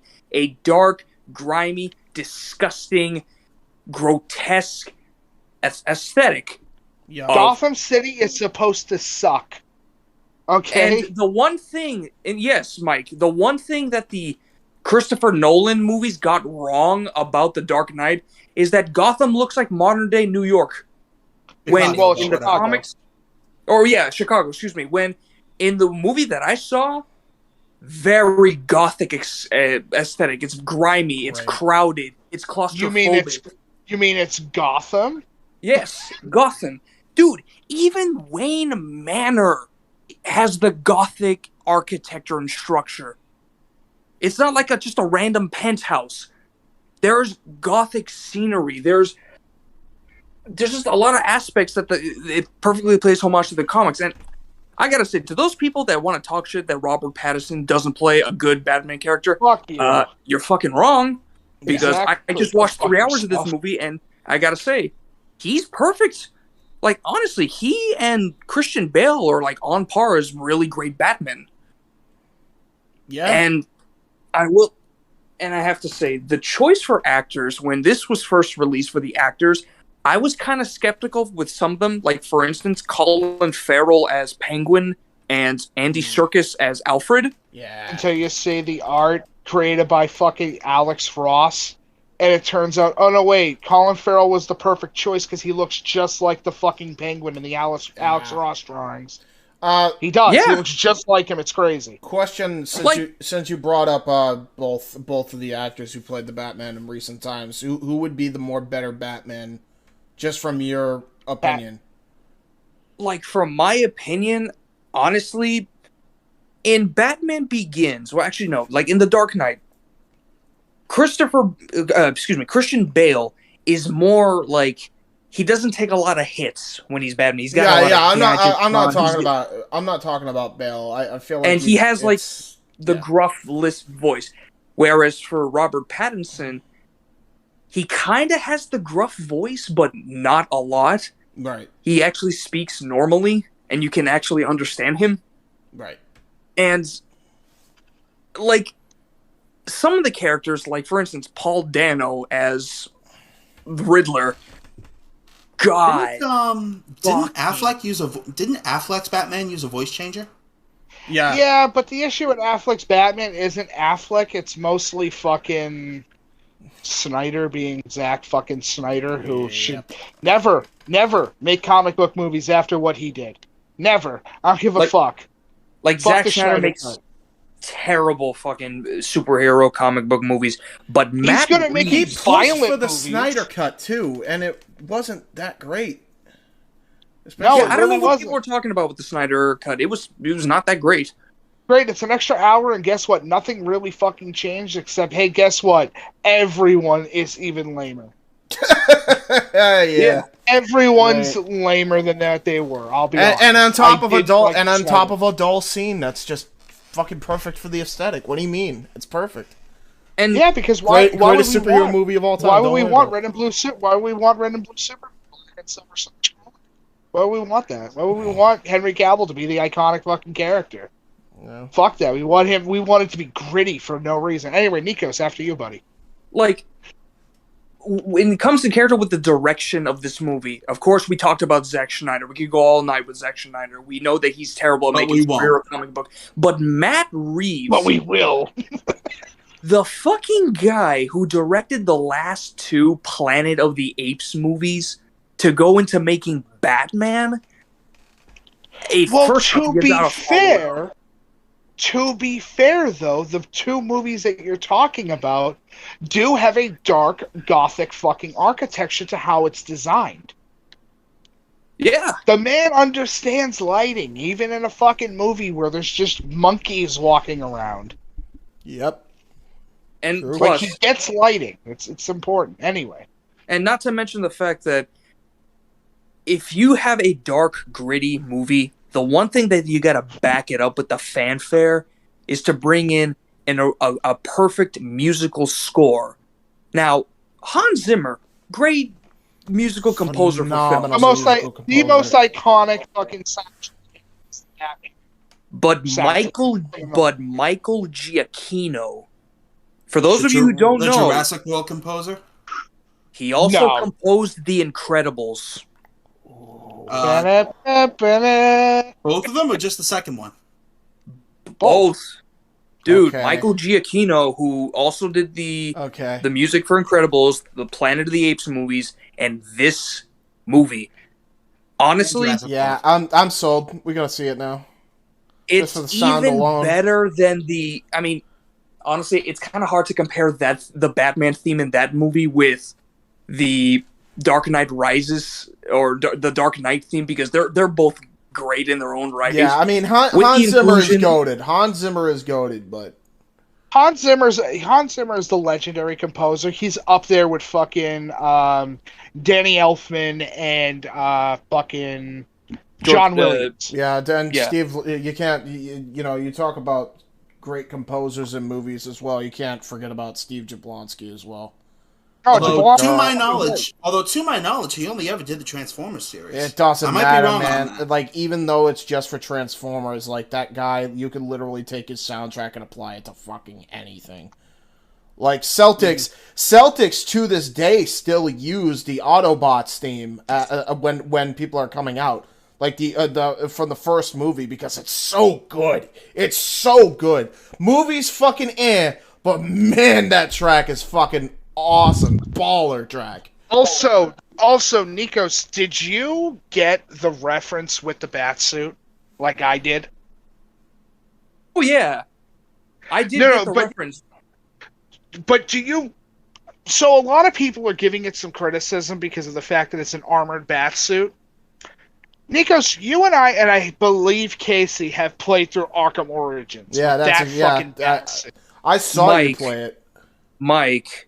They paid homage to Arkham Origins, It dude. was so homage. Get the fuck yeah. out of here. I saw Dude, the minute I saw the fuck outta suit making the thumbnail, I knew it was from Arkham Origins. But it's not. Like it. Dude, well, when you yeah. see the arm bracers, you'll say that's from fucking Origins. Yeah. It's But like, that's you know what it's not like? just- There's also hints of Christian Bale a little bit. Like with Like, the not armor. really. I'll be honest, it's pretty much a mix of the Arkham Origins suit and the Arkham Knight suit. Yeah. Because no, of how that's fair, the that's armor's laid. By the way, the Knight suit is still one of the greatest looking fucking bat suits ever, Yeah. besides the Arkham City suit. Mm-hmm. Arkham City suit's fucking goated. Oh my god. But do you know what's even better than the Arkham suit that I never thought that Batman would ever use in like as an actual gadget thing, in like a real life thing? Is it the Galvin Knuckles? No. And Damn. I really want to spoil this, but alright. So there's this gadget that I never thought Batman would ever use. So you know how in Batman games like Arkham, he has the cowl and he has like the white eyes that kind of has detective mode? Yeah, detective vision, which allows him to detective see vision. thermal scans and X-ray scans of the environment. Can I spoil this just this once? Yeah, to fuck. explain? Nope, I get it. Nope, great. Yeah, Done. don't spoil. He doesn't have that. He has something better than that. He's got bat vision. He could see subsonic fucking readings of rooms. No, close, but when you'll see it, you'll be like, what the fuck?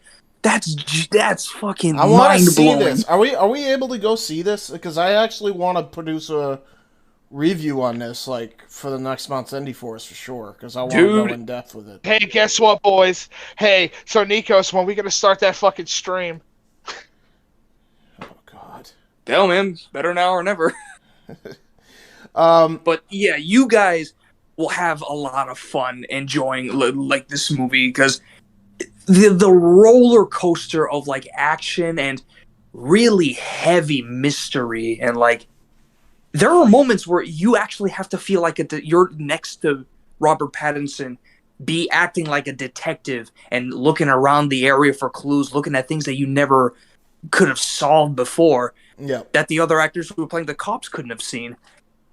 And the other characters are great in their own way. I really like the other side characters. Like, the dude that played Jim Gordon, who, I don't know why people gave him his shit because, oh, he's a black guy playing... I'm like, I don't care. It's just as long as he follows the character of he's Jim by the motherfucking book Gordon. Yeah. And he was in this fucking movie. Even though this is supposed to be year 2 of Batman crusading, the cops don't trust him. Only Gordon does. Yeah, because Gordon actually talks to him, and from what the cops know about him, because let's be honest, Nikos, year one as a comic and a story is really, it's interesting. It's not great. Don't fucking sit there and say it's great, but it's definitely interesting. Year two of Batman, he's still taking out corrupt fucking cops that are playing off that they're not corrupt. Yeah, exactly. Yeah.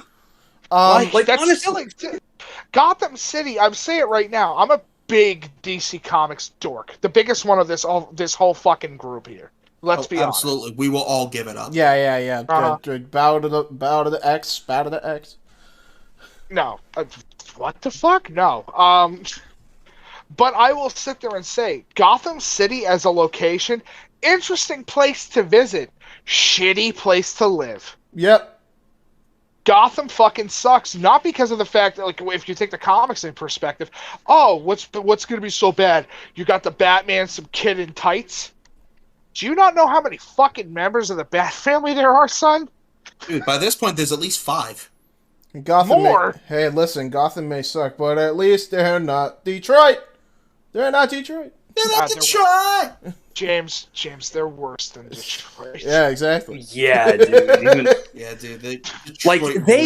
Like in the beginning of the movie, you will see crime in Gotham like you would have imagined in the Arkham games. It's rampant. It's in your face. It's there. It's real. You understand the problems, what's going on socially, economically. It's terrible. But the minute you see that bat signal in the sky, you'll know. And I have to say, the dialogue for Robert Pattinson's Batman, I swear, they had to have played the Arkham games to formulate a perfect dialogue. It's Arkham games Batman. There's only one line that is specifically from Origins that I think is it's the greatest fucking line Batman has ever said in any fucking medium. Every time that the sun comes up, the criminals breathe easier knowing that I'm not around. Mike, there's a quote that rivals that quote. They twist that quote around. Okay, Nikos, it's not really a spoiler because it's a line in the movie and I don't know where it happens. Please, I need to know, buddy. They see the signal in the sky and they think I'm hiding in the shadows. They're wrong. I'm in the shadow. I am the shadows. So, Nikos. Fuck yes. Nikos, for a letter grade for the Batman. I'm wearing the red. You know I'm wearing the Red Hood jacket, right? That's just gonna. Oh happen. yeah, you are wearing that. No question. Your letter grade. I'm wearing that motherfucker. Your letter grade for Robert Pattinson's Batman or just Pattinson's Batman and the movie itself. Like, remember, we go by S rank as well, so you got that option. Does it deserve that S rank? If they don't change anything with Pattinson's role in the sequel, then yeah, I'm gonna have to give it an S ranking. The movie itself, probably an A, like an A minus, just standard A. But the role is perfect for him. Like so Pattinson's S rank and the movie itself is A. You would say low tier A. Like somewhere around low tier. Like I again, this is his first role as Batman, and this is a complete step up from being tormented in the fucking Twilight hell that he was in. Mm-hmm. Exactly. A hell that he is quoted. If they make another movie, I might end my life. Jesus, dude, you got to realize that when you have to realize that we're talking about a gentleman here who is a character actor, and when your character is just nothing, that sucks. Yeah. Plus, Pattinson was born to play this fucking character, and here's why. During one of the awards ceremonies, this motherfucking cheeky cunt is sleeping during his big award ceremony. Yeah. If that is not the most Bruce Wayne thing to do ever, You're out of your fucking mind. Now, I will say with the Bruce Wayne character, it's the same as he is when he's Batman. He's still the moody, emotionless person as Bruce Wayne. Still hasn't. To be fair, you're only second year into his career, and he still doesn't know what his gimmick is yet. Not fully. Yeah. He has not been able to come up with the pure concept of the alternative personality properly. I think it's hard to do. I think it's really hard to do. Oh, no, not... Here, let me tell you why, James, if you don't mind. Go ahead. Because Kevin Conroy exists, and Kevin Conroy's is the fucking reason for the dual personality. Yeah, true. And to give the example on that specifically, during the animated series, this is like a singular scene that happens. Bruce, in the cape, in the cowl, is having a conversation with Commissioner Gordon in the Bruce Wayne voice. And is playing it off exactly as if he was Bruce Wayne in seconds. Yep. And why? Because he spent so much time altering the personalities of his mind that he's able to just fucking switch. That's why he's the most interesting fucking DC character ever. That's why he's the poster boy of DC Comics. Mm-hmm. Not Superman. Like even though Superman used to be in the 60s and 70s, it's Batman now. We want more. Dude, during the 60s and 70s it was Superman. During the late 80s, early 90s, all the way up to probably 2009, 2008, it became the Batman year. The year of the Dark Knight. Those years are the most important years for the character's growth ever. And correct me if I'm wrong, that was the 2008. That was the year Arkham Asylum came out? That's the year the Dark Knight came out, was 2008. Yep. Sounds about right. With that said, and yes, I know that by date, Casey. We will, I think it's a good discussion. We're going to put a pin on it and save it for next month when we actually all go see the movie live, and that's definitely going to be the first segment of the show, period. Because I'm ready, ready to see this movie. I have enjoyed this movie so much that it basically it creates the formula of like a perfect archetype for like Batman in like films and such. But again, when the rest of you guys watch it, even you'll say, this movie or Dark Knight? You're going to be debating on which is better. Well, that's fair. I like being proved wrong because I like the Dark Knight. Actually, it's probably not going to be hard to me because there's one thing about the Dark Knight that throws me off and always will throw me off. The fact that Batman will go and fight crime in daylight. What are you talking about? Like, when the fuck does he do that? In Dark Knight Rises specifically. Dark Knight Rises. Yeah, that's Rises, not Dark Knight. Those are completely different movies. Mm-hmm. Did he not do it in the Dark Knight as well? I swear he did. He shows up at a bank during the day, kind of. But that's, like, he's indoors. You can't really determine if it's daytime outside. Right. It's really hard to determine that. Well, I mean, honestly, I like to headcanon that it's closer to evening anyway. So fair enough. Yeah. All right, so we're not talking about the series then. We're just talking about Dark Knight by itself. No, we're talking about the Dark Knight. Right, James, there's a reason why. James, there is a reason why till this day that if anybody talks about superhero movies, no matter how fucking good it was, they go, "Yes, but was it as good as the Dark Knight?" That's fair. That's fair. There is a reason for that. And by the time the rest of you guys will watch the Batman, even you'll be like, I can't figure out which is better now. Yep. Well, that's we'll see when you three boys. It's all going to be off of one thing. It's all going to be off of one thing. Is the villain interesting enough that it will top Ledger's fucking show? Dude, Paul Dano's performance as the Riddler. First off, fuck everything about the Jim Carrey Riddler. That shit gets thrown out the window. Paul Dano, honestly, for a moment when watching his performance, I forgot he was playing as the Riddler and thought, is he going to turn into the Joker? Because he has that vibe. But no, he's straight up Riddler as how Riddler should be. Not as a cartoonish character, but as an unhinged psychopath that speaks in riddles. I'm like, Paul Dano, dude, I forgot that you were even a person for a second. So Paul Dano was goated? Goated. That sounds like it to me. Yeah.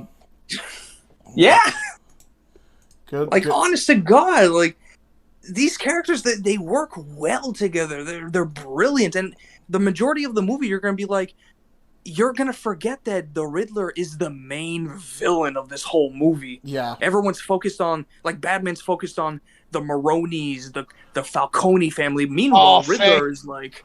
Thank fucking God, by the way, that they decided to go back to his origin roots of taking on, the mob. The mob. That should be his first target, too. Yeah, of course. In any origin story, Batman should be taking especially on in fucking Gotham. mob. Because technically, is it Gotham not in New York, or is it not? Because I was going to say. It's a blend of New York and New Jersey. Okay, because I was Actually, that absolutely makes sense. You should be going after. Case, I have a better hybrid of it. It's if you take the bad neighborhoods of New York, the bad neighborhoods of Jersey City, and the entirety of Philadelphia, and threw it into one city. And include the homelessness of Chicago too. Don't forget Detroit and Cleveland. But Brockton. Yeah, but again, I would say Fall River. Yeah, fair. Yeah, Fall River's a pretty rough place. Fall River's the worst place to live. And before we fall, God damn. Like, I will say another thing about the Batman. There are even moments where you'll think to yourself, "Did Batman just lose a couple times? Did he just like?" There are moments where the trope of you can't save them all. That shit will hit you like a motherfucker in the climax. Well, I can't wait now. You got me. I'm really hoping that we get a Arkham Origins style Batman movie so we can finally have the Joker blow up a building and Batman goes, "How many lives did you just take?" None, I think. Yeah, except this time it's Paul Dano as the Riddler. Before to save time, you're talking about saving people. To save time, again, put a pin on it. Stay tuned next month. We're definitely going to be reviewing this movie. It's going to be the first thing that opens up. If you're a fan of Batman, be there for that. But for right now, we got to go to an ad break because I don't want to run short on time for all the other stuff we got to talk about today. So with that said, you go ahead, Mike. Because I'm Batman. Because I'm Batman. That's why. And with that said, we'll be right back. Don't go anywhere. We'll be back with more topics on tap. We will be right back with the Indy Force Podcast right after these commercial messages. A table from hell with the Psycho Asylum. An Iron Man match of factorial proportions. Man. In this fight, I will melt you down to slag. Versus machine. I calculate a 0.85% chance that you will win in your current condition. All metal mayhem. Colleen Horizon. When you throw me into the wolves, I will return leading the pack. Vera the Garden. And I'll do anything to be the warrior on top. For the Athena title. Best friends turned bitter rivals. Johnny Star. Don't get in the way of the star or you'll get burned. James the Archangel. I'm the real star of this brand. For the international title. The Outsider Mark Young. The Executioner Michael X. For the WYW World Heavyweight title. 2 out of 3 fall. Inside. In a hell in a cell. WYW Immortal. Now available on YouTube.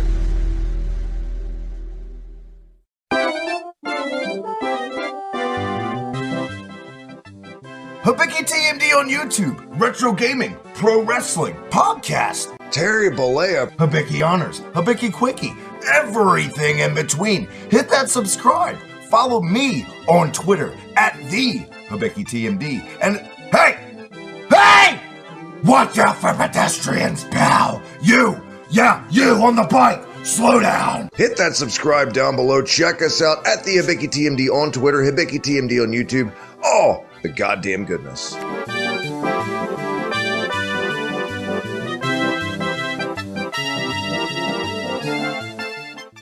If If you like the content that you saw today, make sure you check out For the Win Productions and subscribe to the affiliates of this conglomerate.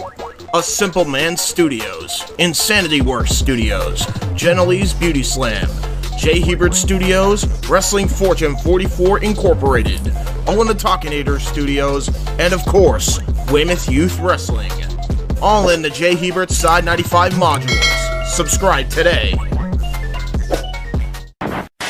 We now return you to the Indy Force Podcast. Alright, we're back live. Right here on the Indy Force. There's some other topics that I obviously that we gotta definitely talk about here, because there's a lot more than I thought that was kind of going on. Obviously, on top of, we were talking about video games earlier, but let's talk about some good game here. Lego Star Wars, the Skywalker Saga. Mike, you know a bit more about this than probably all of us, so why don't you give us a little bit of a rundown here? I can tell you right now that it's the first Lego fucking game ever to be pushed back on its date multiple times, because it's just it's not finished. Yeah, that's fair. I mean, you said it's open world, right? It's going to be open world? James, what I told you specifically is not that it's open world, it's open universe. Oh, right. Yeah, because you get your ship, you get in your fucking ship, go onto your star map, and you pick a planet to go to. And guess what? You go to that fucking planet. And I guess in that planet is the specific episode that you get to play through? Who said episodes? Casey, open world. Yeah. So is it going to be like a DCU Online kind of thing with this game, you think? Or more like Lego Batman 3 Beyond Gotham style, to some extent. Okay. That's fair. Oh man, I mean, dude, it's been pushed back and pushed back. They already have the pre-order. They already have the deluxe edition is purchasable right now as a pre-order, with that's going to add more characters to the fucking game. I don't know a lot about what's going on with it, because I want to stay as much in the dark as humanly possible. Yeah. But it's not like a traditional fucking game, dude. It's a third-person action game now. That's fucking It's cool. no longer just, oh yeah, go use your 3-hit lightsaber combo and do the little ground bash. Now it's, go pick up your lightsaber and start doing blockchains. What the fuck do you mean blockchains in my Lego game? That sounds fucking great. It's gonna be crazy, dude. I'm a fan of the Lego Star Wars. There is a third-person shooting section, or third-person shooting in this game with cover mechanics. What the fuck? All right, for those who don't know, and I mentioned it somewhat on the preview, I'm a big fan of the Lego Star Wars, and part of it is because while everybody else had the cool consoles, I was the fucking redheaded stepchild. I got the GameCube, so I was a GameCube kid growing up. Hey.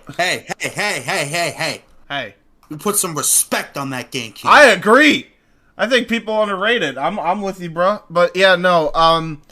Man, those games have always been so fun. I still have fond memories of playing Lego Star Wars 2, and just fucking playing as Yoda and just hearing his anytime he would die, and it still rings in my ears when I'm doing. I think it's a specific mission in I think it's 7. I could be wrong, or it might be 5. No, it's 5. And he just fucking dies, and over and over again. That rings in my ear every time. Ah! I fucking hate it, but I love it at the same time because it's great for memes. But yeah, man, I love that game so much. So it's a great franchise. Yeah. Because it comes from a franchise that is good. Yeah, Lego Indiana Jones was not half bad too. Until Disney bought it. I don't know what I just said. Those words didn't come out of my mouth. That was my clone. See, that's where you should have coughed, Mike. You could have covered up. Ben Riley? Riley Ben? I don't want to do Spider-Man Clone Saga. By the way, Nico, so you ever gonna get back on camera again? That's a shitty storyline. I don't like.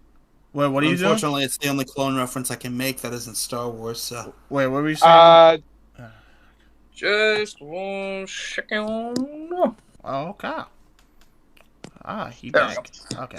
Hey, he's back. He's back on the cam. I took his pants off. Put the pants back on, you weirdo. Shady C, no. What pants? Not on my new podcast. Don't do this to me again. No.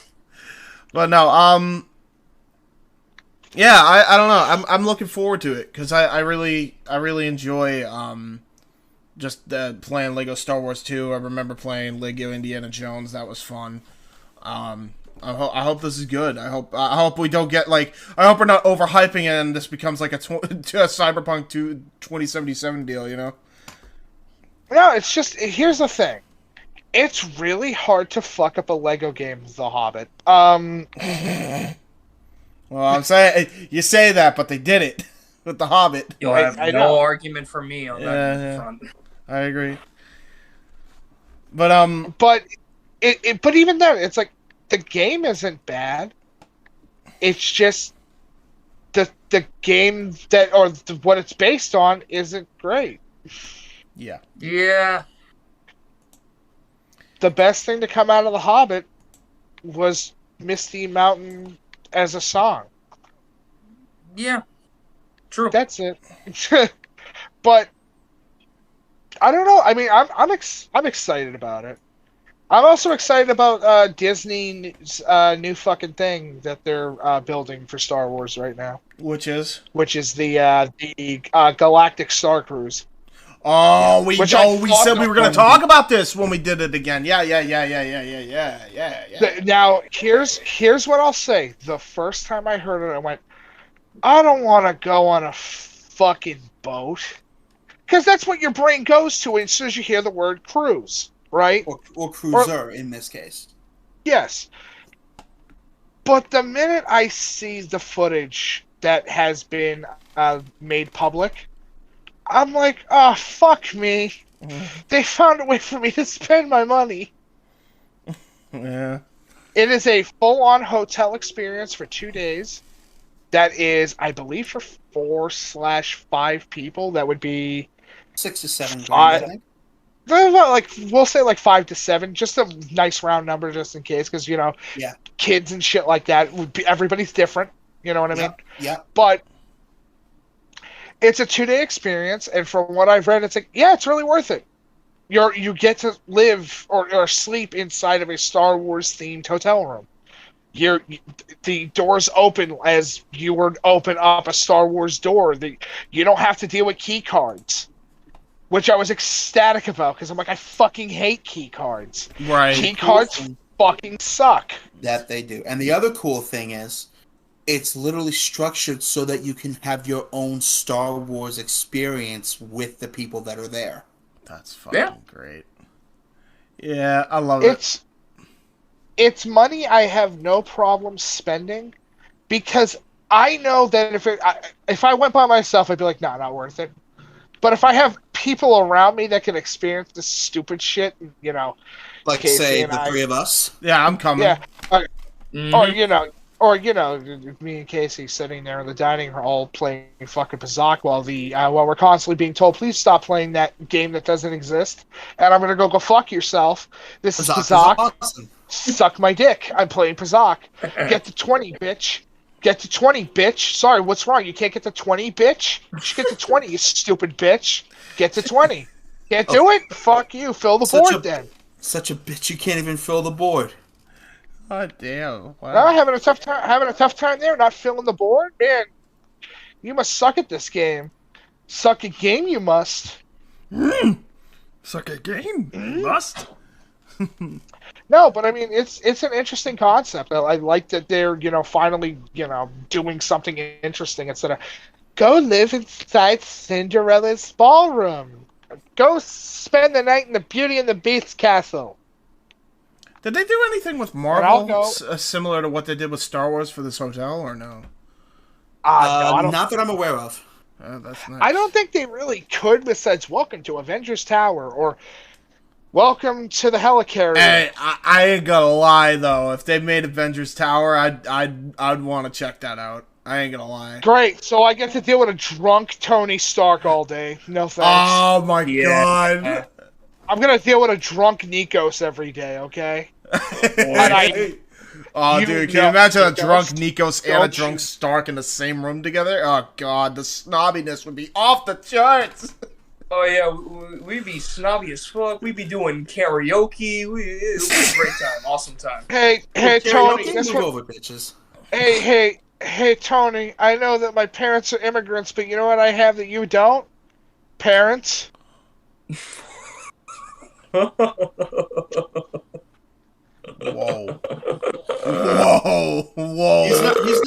He's not Bruce. I'm not sure that's gonna work. He doesn't have parents. Yeah, he doesn't have parents. Well, I know he doesn't have parents, but breaking him like that, he's not Bruce. I'm not sure that. Why fucking Bucky did? Yeah. Fair enough. Real quick. You don't think I know my shit, son? Motherfucker. Get fucked, motherfucker. Can't even fuck your motherfucker. She's dead. Is there anything else interesting about the hotel that you want to go before I switch topics, so that way we can? Well, there's a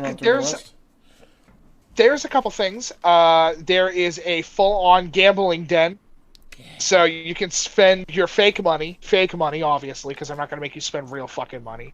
Disney will never be a place where you go and gamble real money. Get a Star Wars themed Monopoly game and play it on the gambling table. Got it. Actually, no. You play. What the fuck's the name of that game, Case? That's from. The episode. The one that they play on the Millennium Falcon's holo table. No. It's not that one. It's the card game that was in Solo. I did not see Solo, so I cannot speak to it. There's Pazak, and then there's another card game that's fucking... Sabak. Bro, Sabak. I watched Solo, Sabak and I don't even fucking remember what card game. Although that's probably my brain just being like, nah, I don't want to remember that movie. Always remember that Lando wanted to fuck the robot, and the robot's like, yeah, sure, why not? Put it in my access port, asshole. I was like, what the fuck? Lando, you get bitches. You do not need Robo-Coochie. Stop it. Don't, please, hey, maybe Lando, it was a flashlight. Anything else on top of that, or? Well, let's see. There's a bunch of Star Wars themed food. There's every hotel room has like a mini fridge and shit like that, and it, like, you know, basic like quality of life stuff. Yeah. I'm trying to remember. Like, there's like a whole bunch of stuff. You take a shuttle to go from the hotel to the actual park. Nice. Nice. And it's themed. Like, you're actually taking like a galactic shuttle to get down to the ground per se. I'm trying to go over like everything that I've read off the website like fucking 2 weeks ago. So, bear with me for a moment. Oh, the fucking gift shop. Obviously, there's 3 levels of suite that you can get, which is like the regular quarters, the crew quarters, and the captain's quarters for like style. Everything's all inclusive. You don't have to pay for any of the food because, dude, you're already spending fucking $5,000 to $7,000 for rooms. They are not making you pay for shit after that point. Good. Nice. That's great. Perfect. Because I think that's a general case when you went to Disney World. I don't know if you stayed in the hotels or not. When I went to Disney World, I stayed in like the little cabins on the I don't want to say the outskirts of the property, but are you ever gonna do a adventures vlog of that or no? I actually did an adventure vlog of my trip to Universal with my sister. Oh, okay, yeah, all right, yeah. I just need to edit it. I just need to get it on my computer, get off my ass, and edit it. Hey, Case. Hey, Case, you want me to be a stubborn prick? Because I can do that for you. My services are free too. It's crazy. I don't. There's no rate. I can be. It's the damnedest thing. Listen, motherfucker. All right. It took me a little while, but I finally have that PNG image for the Indy Force logo, and you bet your ass I'm going to be making shirts. By the way, go buy the Indy Force shirt. It should probably be out by some point. God willing, yeah. Dude, don't buy it for one person. Buy it for 10. Go get it in every size. Get it for every size. Buy one for your entire workforce. Yes. Get one for your cat. Fuck your cat, actually. Get the Tyrannosaurus Rex size T-shirt with our ugly mugs on the cover. After that, it's got tiny. We have rhino sizes too for your tiny little T-Rex arms. Tyrannosaurus arms. That said, after that shameless plugging and Tyrannosaurus arms bit, speaking of a person who has a Tyrannosaurus, it's not shameless if you have no fucking shame. Damn right. Yeah. We'll move on from the cool stuff to a man who has a Tyrannosaurus arms size fucking skill set, and that is one Deji. Mike, fuck, this is how we're gonna do this, okay? You are the boxing expert out of all of us, okay? Yeah, I'm pretty good. You're pretty good. Just, 10-time amateur champion. No big fucking deal. I don't know. James, I have no idea what you're talking about. 52. Trained under Rocky Marciano's kid. Not that big a deal. I have no idea what you're talking about. Anyway, so yeah, Mike Tyson, but don't worry about that. Yeah, don't worry about it. No, it's fine. So I was attacked by a koala at the age of 9. That's not true, but that sounds like something that would happen to me, wouldn't it? And then Matt enters the chat. I fucking hate koalas. Get out of here. So yeah, you're gonna cover the boxing aspect of it. I feel like you could do it far justice than any of us could, including myself. Even though I did watch the fight. I got you covered, buddy. Don't worry about it. I got you covered. And I will be covering. It's always a group effort. I'm going to be covering the YouTube stuff about this because Deji as a person has really not a lot of redeeming qualities. I'm going to let his brother do the talking first before. Oh, you found a clip? Yeah, he has the clips of the fight. It's right here. And and he describes the fight perfectly. I didn't know my brother was this disappointing. Oh, you don't even know the half of it. Let's let go. Before we begin, I actually got to share my screen, and I almost forgot to do that. Sure, you're just saying. Hey, before we continue, I got to take a shit. No, I'm not gonna take a shit. But here we go. KSI's thoughts. I got a brother. No, I don't. On his brother losing. No, it's not that brutal, but this is what he said essentially.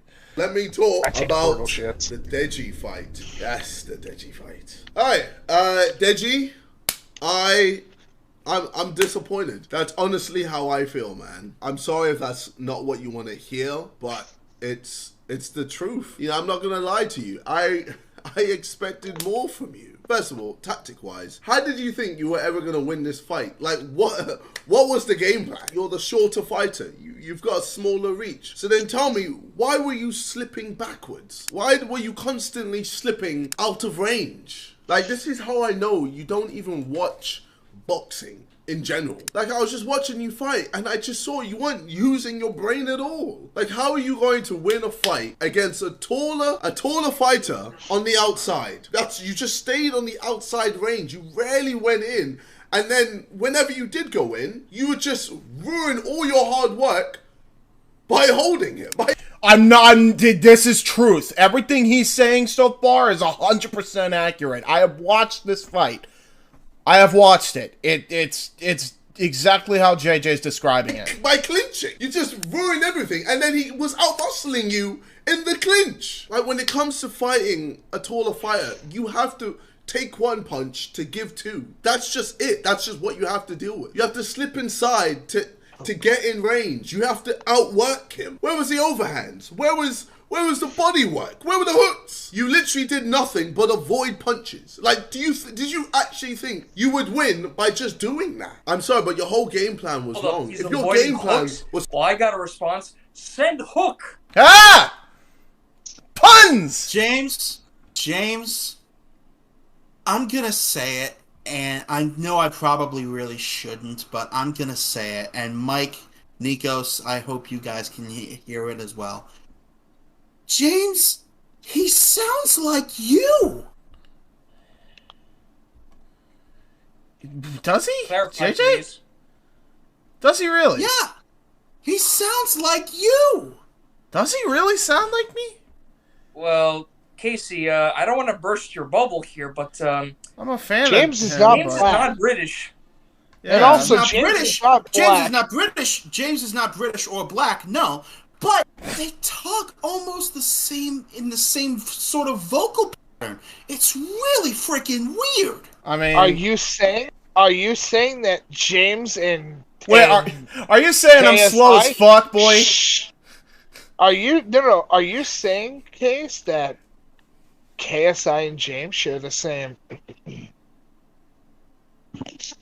hey dance? Oh no! K-dance. Oh god damn it! It Looks like you're Felonious and not motherfucker's Floating. Looks like you got both the Bagungus and the Bagingi. I'm gonna strangle you, boy. Come get me. I didn't do anything. I said nothing. That's right there, Nikos. You having a tough time there, son? Oh my Maybe what you need to do is clear your Jordy McGonus and you're flinging Bigani, huh? What? No, son. Fucker. I know that I've been watching you, and I know that you have been watching me. But who's been watching me? Ralph Cramden, apparently. Yeah, fucking hell. Scared. Okay. Anyway, we move. We continue. So not punch, then what the fuck are you doing? Entering the ring. Alex Wasabi is shit. Okay, I've made a whole video on this guy laughing at him. He's a joke. This was meant to be your easy fight, and you lost. Now notice in the title, I didn't even say my thoughts on Deji versus Alex Wasabi fight because he is so irrelevant. He's not worthy to put in my fucking titles. I just don't understand. You see, Deji, I never really considered you as my brother. In fact, I don't even like you. You just. I'm gonna be honest. I'll get. Actually, I'll get to that in a minute because there's a good reason why he would feel that way. Oh, Nikos, he's a Chi-Chi. He's just some woman that lives in his house. Anyway, continuing on JJ. Redemption fight to Alex Wasabi. Just don't understand. How are you going to lose your redemption This is third fight, by the way. to Alex Wasabi, man? This guy is literally a child in a grown man's body. Like, literally, after the fight, my man was talking about wanting candy. How old? He's 31, bro. He's 31. And he's like, yo, I just want some candy. What's going on, man? You lost to a CBBC presenter. You lost to a Disney presenter. Like, I just don't understand how you came through like, oh, I'm gonna fuck him up. When I get in that ring, he's finished. And then you get in the ring and you don't even punch. You don't even use your hands. Make it make. He threw a total of, I believe, 4 jabs in the whole fight. And How many rounds did that go?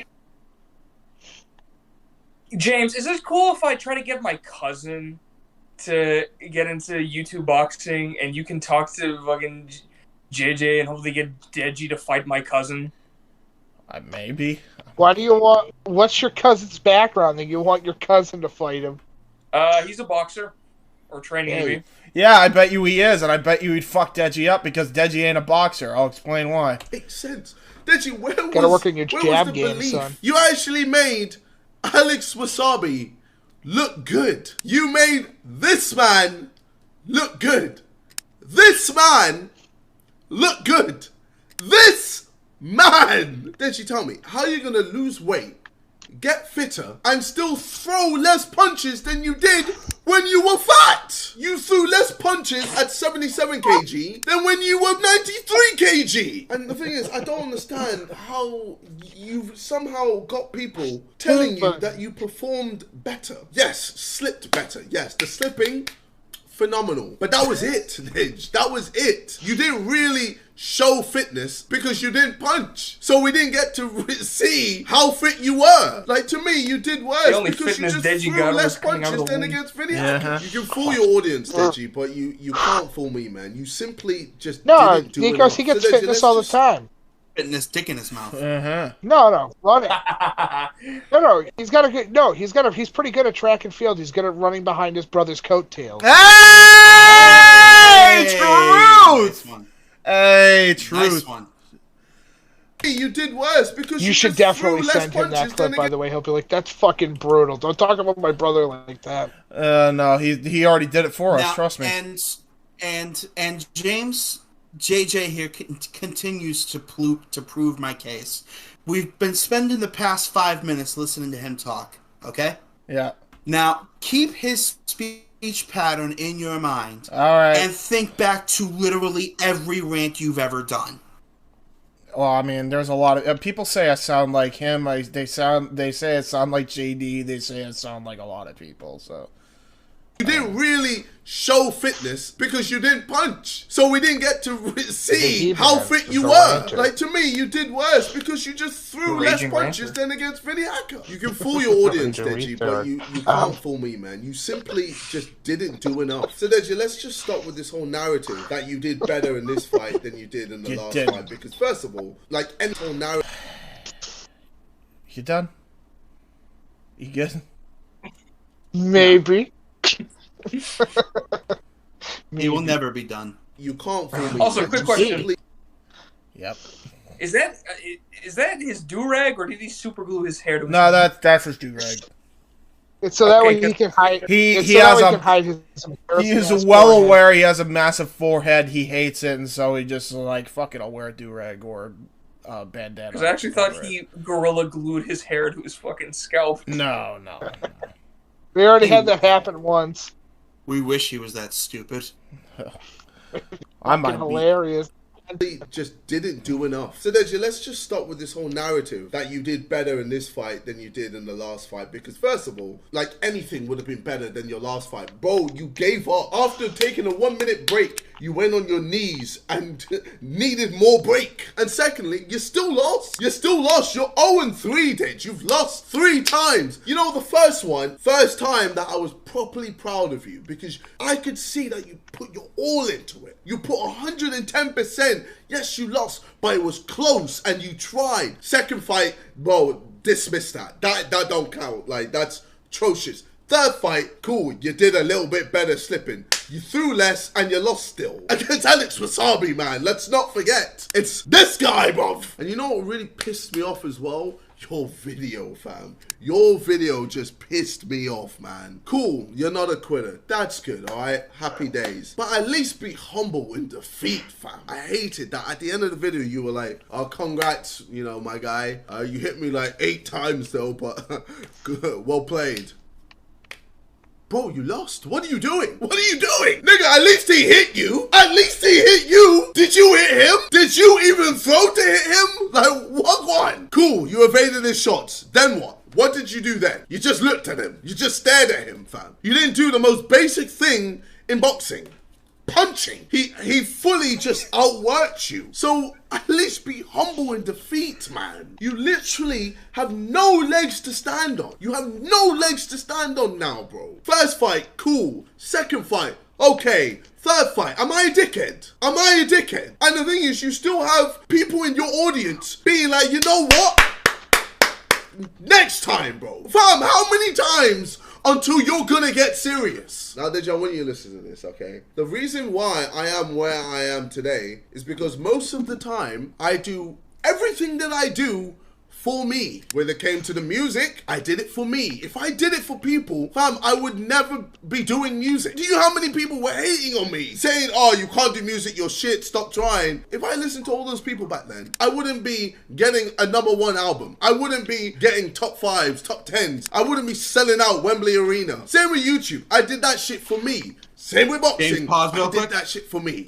Yep. James, pause real quick. Yeah. If he wouldn't be making shit money on Spotify. Exactly. Just fair. Spotify sucks. Don't even get me started. Yes, here and there I help people and do what I can to, you know, make people's day. But most of the time I do shit for me. So what really annoyed me, man, was when you were asking the crowd straight after losing, being like, yo, should I fight again? Should I fight again? Why are you asking them? Is it their decision? If they literally told you, no, don't do it, does that mean you're not gonna do it? If the audience told you to run into a wall, you're gonna run into a wall, fam. Like, what is this mentality, fam? When are you gonna finally do something for yourself? Now I know people are gonna be like, oh, JJ, you're being so harsh. You're being mean, or you're being fair. I don't care, fam. I don't care. I'm not talking to all these people. I'm talking to you, Deji. And I told you, even after the fight, that I'm just frustrated, man. I'm just frustrated. You've lost 3 times. 3 times, man. Do you like losing? Because it looks like you just love it when people feel sorry for you. When are you gonna get serious? When are you gonna stop making excuses for yourself? Remember on Christmas Day, I told you to pull out of the fight. I know you remember this. I told you, pull out the fight. You know why? Because you don't have the right mentality. You don't have the right mentality to win a fight. So until that changes, you shouldn't enter the ring. I told you to go on a 5K on Christmas Day, and you ended up doing 1K and complaining that your back hurts. You don't think my shit hurts when I run and this and that. But I still just keep going. I still push through. So I gave you the benefit of the doubt. The next day, I was like, let's go on another run. Fam, you didn't even do it. You were like, nah, I'm good. I'm chilling in bed. You had a fight, bro. You had a fight in a few months and you wanted to just chill in bed while I'm out here still running and I'm not even fighting anyone. I don't even need to play the rest of the video. It's simple. So when are we going to get a Deji versus JJ fight pretty soon? It's probably going to happen. I'll explain why in a minute, but I don't think it should. Mike, before I get on to the YouTube and the fucking drama of JJ versus Deji, is anything that JJ said in the video from a pure boxing standpoint accurate? Just from what little you see. He's right on the money. So he's not bullshitting that. And I ask you this because you know more than any of us combined. You're a fucking savant when it comes to this. What I see is a gentleman that saw a couple fucking boxing matches on YouTube, and that's it. Yep. That's it. That's all I see is a half-measured human being that doesn't want to actually fucking try. Amen. That's all it is. And I'm going to say it right now. If you could go back into the video before we continue real quick, can you just show the image of his fucking stance real quick? Oh, yeah, absolutely. That was atrocious. I have to talk about it. Which one? All right, hold on. I think it's that one right there. It's pretty early in the... This one, right? It's pretty early in the video. This one? Let me see. Yes. Okay, so this is the stance, yeah. What the fuck is this? I don't know. I can tell you right now, his feet are fucked. He's got no...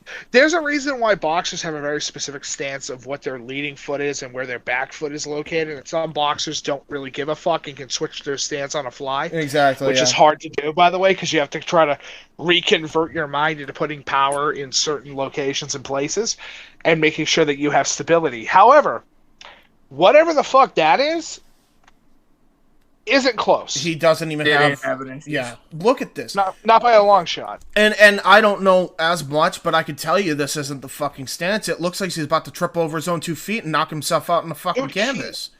He looks like he's gassed. Already, I said the same thing! Everybody was like, this guy got in shape. Everybody was saying this guy, oh, he lost fucking weight. I'm sorry, but I'm gonna get to another fucking picture since we're looking back at pictures here. You're telling me that this dude was in shape? Hold on. Where's a good image? The fucking one where he got his hand raised. Fucking Alex Wasabi.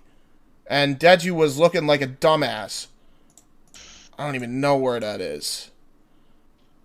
Fucking... It looks You got bad. that beer belly going on? Yeah. It looks bad. He don't even have the beer belly. No, that was Vinny Hacker. This fight, he looked fucking malnourished. Like, he had no proper diet, he had no proper training, he had nothing. Nothing! I'm serious, and I can't find the image, so fuck it, I'm gonna go back to the main screen, but for real. Like, he had nothing. And that's like a dangerous way, with no specific diets to, like, you're planning to be a fighter? I know that us here, besides Nico's, cannot talk about being in physical ring shape. Right. We can't. It's not something that we have access to talk about anymore. However, as an individual that loves the community of the gentleman with the leather gloves going hand to hand, I can at least say, as somebody who genuinely gives a fuck about the sport as a whole, that whatever I just saw looks like an amateur fight from a 12-year-old. And it's fucked because, like, JJ, when he's actually in the ring, like, he uses some of his training, but his mentality is just be animalistic anytime he's in the ring. It looks like anytime JJ's in the ring, that's how he does. But at least he's fucking trying. At least he's giving enough of a fuck. Oh my god! Here's the thing about that.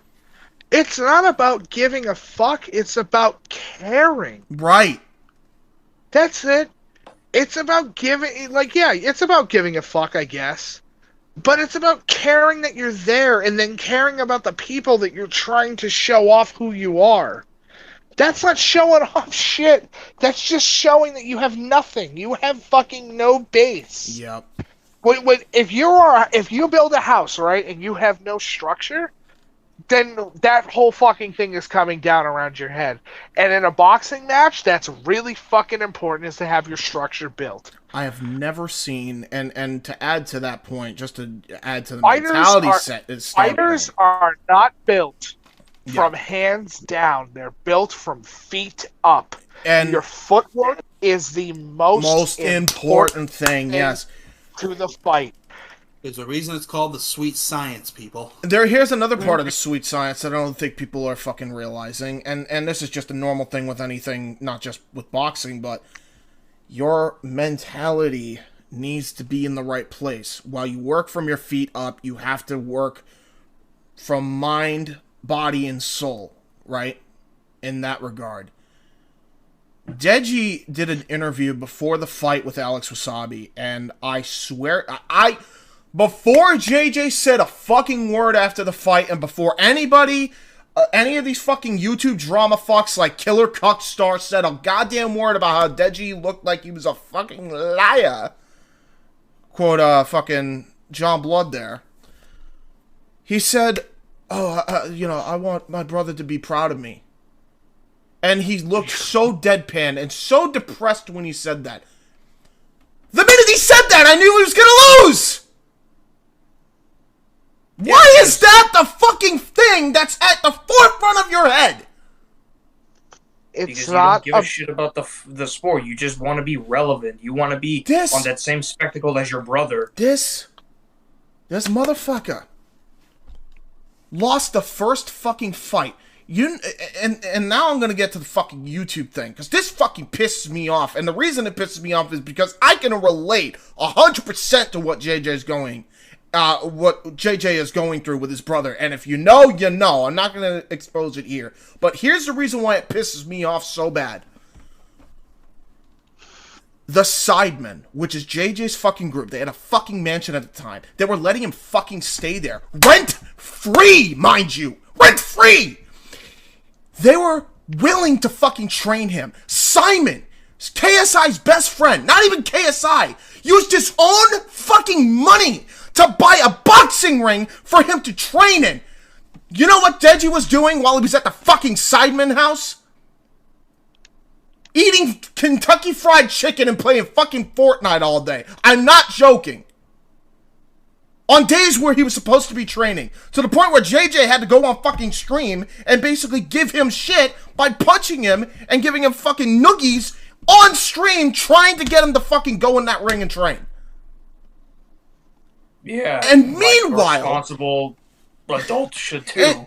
And meanwhile, by the way, this motherfucker is so fucking uncleanly. Listen, I'm not one to talk. I got a fucking pile of laundry right behind me that hasn't been able to be washed yet because there's too much fucking laundry for me to keep up with. But you know what? At least I'm living by myself and my dad doesn't really give that much of a shit. We're both kind of fucking slobs that way. But if you're living with a fucking tenant and you're supposed to get some shit done, you best be on your best fucking behavior, especially if you're living fucking rent-free. Especially. I think the major problem that I have with it personally is the fact that when you go, right, and you are ready to go and do a fight, there is a verbal contract that you make with your coach, with yourself, with the person you're going up against, that you are going to go 100%. Not 70%, not 50%, not 25, not 90. You're going to go 100% and you're going to give it your fucking all. Thank you. And to add to that... That ain't this, Chief. That ain't this! Exactly! That ain't this. And let me explain why this ain't this. So after the fucking laundry bullshit, and after he was told he needed to do something, Deji gives him shit thinking it was a funny prank for a video, to which JJ, live on Deji's fucking video, which he kept in for whatever fucking reason, kicked him the fuck out of the Sidemen house and sent him back to wherever the fuck he came from. Halfway through training, by the way, halfway through training. Didn't make an effort to fucking go to Vidal Riley, who's one of the biggest and most premier athletes in boxing current day right now, and can be a star and has plenty of fucking potential, and trained KSI to win his fucking fights. So obviously there's a good fucking track record there. Instead of fucking going down to Vidal Riley's fucking school, he got a new trainer midway through the training camp. And then he showed promise, like JJ said, actually knocked down Jake Paul, and gassed the fuck out. Because he didn't do what JJ fucking told him, which was work on his fucking cardio. So he got TKO'd by Jake Paul. And now Jake has never let us hear the end of it, and now he's making the fucking sport of boxing in fucking shambles right now with his fucking celebrity fights with fucking Tyrone Woodley. Don't even get me started on that fuckhead. Now Deji, after losing his fucking fight, then goes and fucking turns on his brother on the internet by releasing a, quote, exposed video, making a diss track on his brother with actual enemies that he had in the fucking hip-hop game. Fucking Dax, Crypt at that time, and his fucking cameraman Jalo. Made a fucking diss track with two people he doesn't get on with. Then keeps making videos, milking KSI for everything he's fucking worth, to the point where even people saw through that shit, including me after eventually, and just said, fuck it, I don't want any part of this fucking guy. Because why the fuck would you do that? Why would you do that? He was about to hit 10 million subscribers despite the loss, and he fucking completely destroyed any chance of that happening because he couldn't admit when he fucked up and when he was wrong. And that's still gonna happen. I guarantee you, do not be surprised if Deji pulls the same exact bullshit again. Again. Don't be fucking surprised if he does. You heard it here first. He'll fucking make an exposed video on KSI. He'll give him fucking shit. He'll turn on him again. And he'll make him look like he's a piece of fucking dog shit when he's anything of the sort. Because Deji can't take any responsibility for his own fucking actions. In the ring or outside of it. How do you only do 4 fucking jabs in your fight? Unbelievable. And credit yourself as, oh, I'm a boxer. And then act like, oh, go to the fucking crowd and be like, oh, do you guys think I should fight again? Did I have a good performance? And the fucking pity cheers. I told Casey this years ago, and I hope Casey remembers what I said. How do you win most of your boxing matches? It's not with hooks. It's not with heavy hand. It's with the fucking jab. It's not with the uppercut. It's not with the hook. It's not with the cross. It's with the jab. You know why? Because if you can pop a jab in someone's face and it fucks with them for a couple seconds, it's a setup. That's all the window you need. Yep. It's a beginner, it's a mid, it's a link, and it's an ender. You can end a boxing match with a fucking jab. And people have. Yep. Uh-huh. More of the fucking story, because I'm not gonna fucking talk about this anymore. Deji's gonna fight again. I would come out and say, please do us a fucking favor and don't get in that fucking ring again. YouTube boxing or fucking otherwise. I don't want to see it again. I don't want to hear about it again. I don't want to have to fucking cover this shit again. And I won't. Because I can't fucking stand this guy. As a human being and as a person who can't take accountability when he fucks up in the ring. You're a fucking joke, Deji. I hope you hear this. You're a fucking joke. And I don't want... You're not a boxer. I don't want it to be underestimated that you should never, ever get fucking contracted to ever appear for a boxing match again. When you make Jake Paul look like a fucking $1 million comparatively to you right now, that says a lot. Stick to fucking Fortnite. Stick to fucking eating KFC while playing Fortnite like you did when you were at the fucking house. And stick to doing the fucking My Wood Bends Left Comedy Shorts Gamer here fucking intro that you do, you stupid prick. Fuck off. Yeah. So sick of this guy. Yeah, I'm done with it. I want to talk about to go along the YouTube theme, because this is more stuff that I think all are invested in, is the fucking ads. Because Mike, you and I were talking about this off air before we went on tonight. Go on. Can we admit right now that YouTube ads may be, honest to God, the worst they've ever been? And I'm not even just talking about for content creators. I'm talking about like just the ads themselves and what they've become. I mean, crypto schemes, which I fucking have first-hand knowledge of that.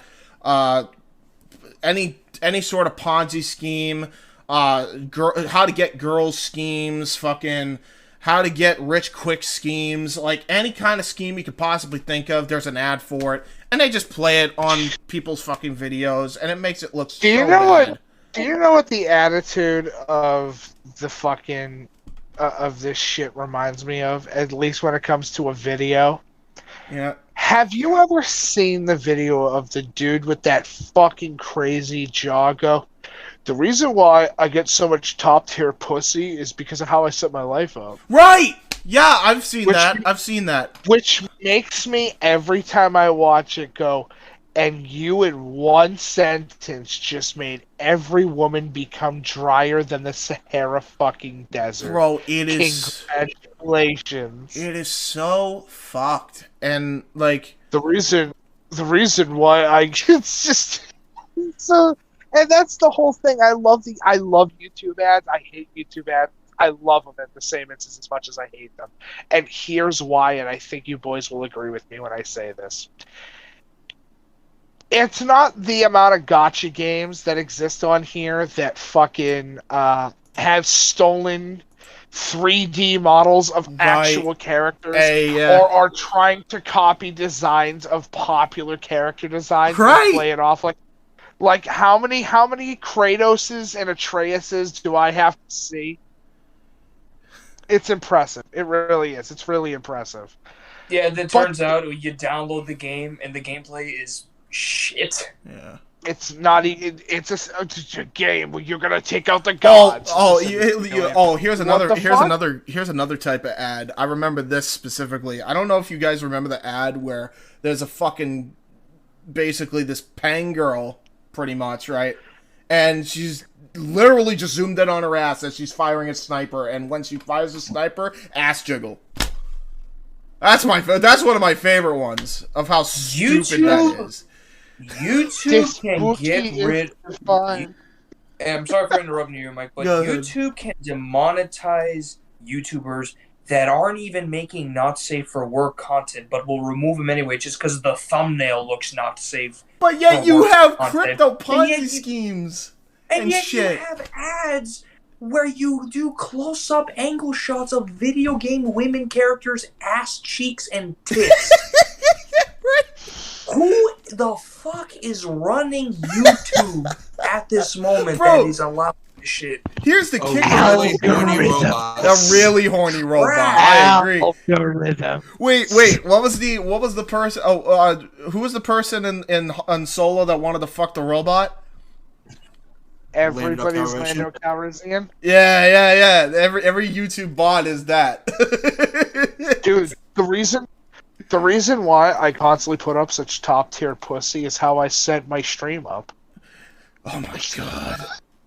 Yeah. So fucking stupid. Okay. I love it. To add to your point, Nikos, with that, just to show you how much they're not actually paying attention, and there's not a single human being that is even at YouTube HQ anymore. I'm convinced at this point. Ad Blocker 360. Has anybody seen an ad on this from time to time on their videos? Anybody seen this? Okay, for those who haven't, let me educate you. Let me talk to you, as Eli Drake would say. LA Knight, whatever the fuck. Let me talk to you. Let me talk to you. Ad Blocker 360 is just that. An add-on and an extension for your Chrome browser or your Edge browser or whatever browser you may use that blocks any YouTube ad. So as if the ads themselves weren't bad enough, you now have an ad on YouTube, completely monetized by YouTube to greenlight, going on people's videos that probably need that ad revenue to actually live, having this shit play on an ad. Oh, an ad to tell me I could stop ads on fucking videos? Oh, let me get that one. That just goes to show you how nobody's checking this shit no more. It's unbelievable. I think that is impressive. I want you to imagine, James, the fucking irony of just to put in perspective, because I think that this is a hilarious concept to some extent. The woman that goes, Planned Parenthood. Oh my God. It's trash and abortion shouldn't happen. Right. But will give birth to a kid and put that child in the fucking system when it comes to adoption. Uh-huh. I'm just saying, the hypocrisy is unreal. Crazy, dude. It's fucking nuts.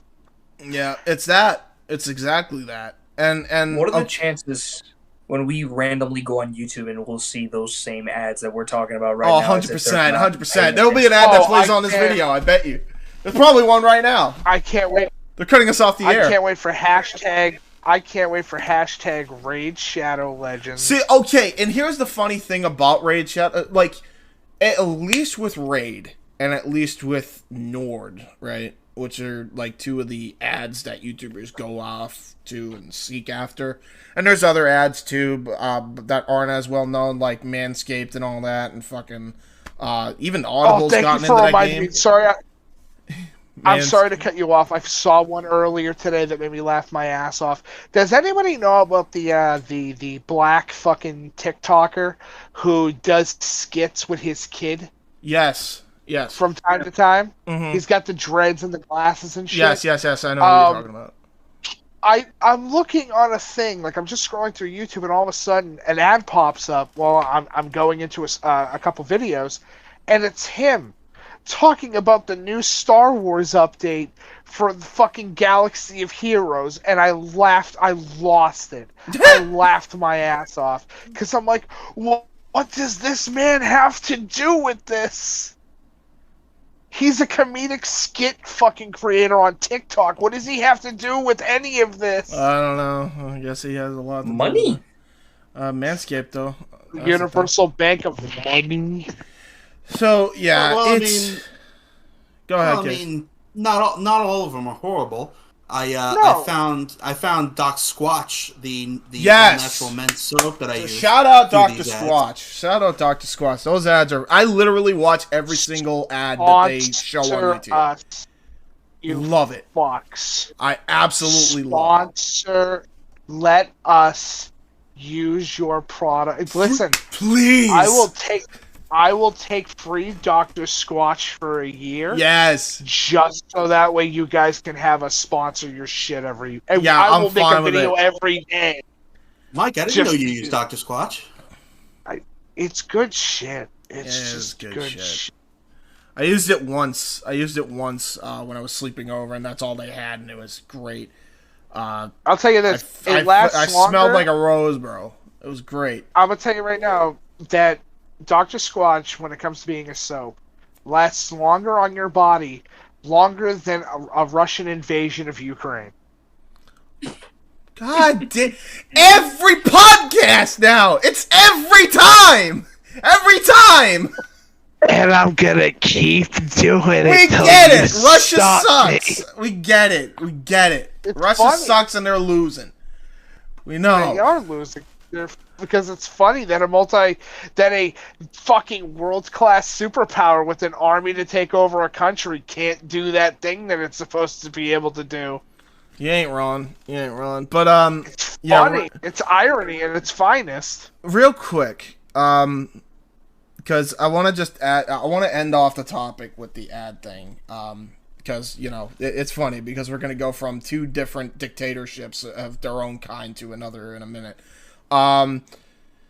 These ads on YouTube need to be a lot more modern than they are, because the fact that I'm seeing fucking ad blockers as ads is a kind of a fucking problem, and I think I'd rather see Raid Shadow Legends at this point, because at least I know what I'm getting. That's the thing? No, that's the thing? Not the fact that you're... No, but that's the thing? Not the fucking ones where, because you're a dude, you constantly get advertisements for women's products that makes no fucking sense based upon your algorithm. Amen. No. You know what you're getting with those ad blockers as well? You're getting a virus. Yes, you are. Run into the wall, fam. Says K&H Show, by the way. We finally got our first comment. I gotta actually read the comments as well, although there was only two. Martin said he couldn't stay. Hi, Martin and K&H. Yeah, I think it's Hammers. Okay, alright.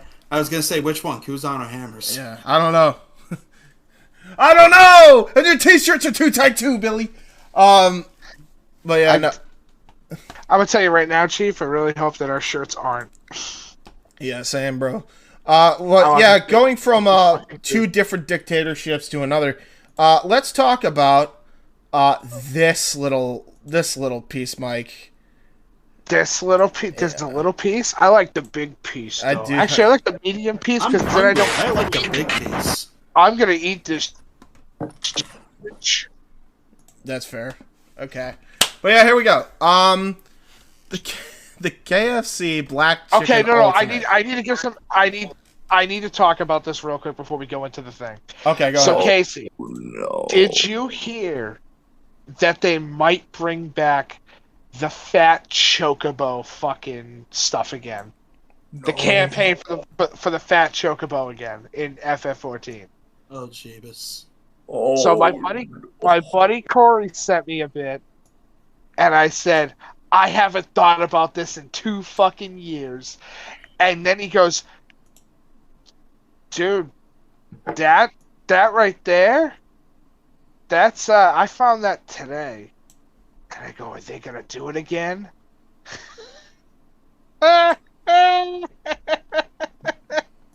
So, James, go back to the previous image real quick, if you don't mind, good buddy.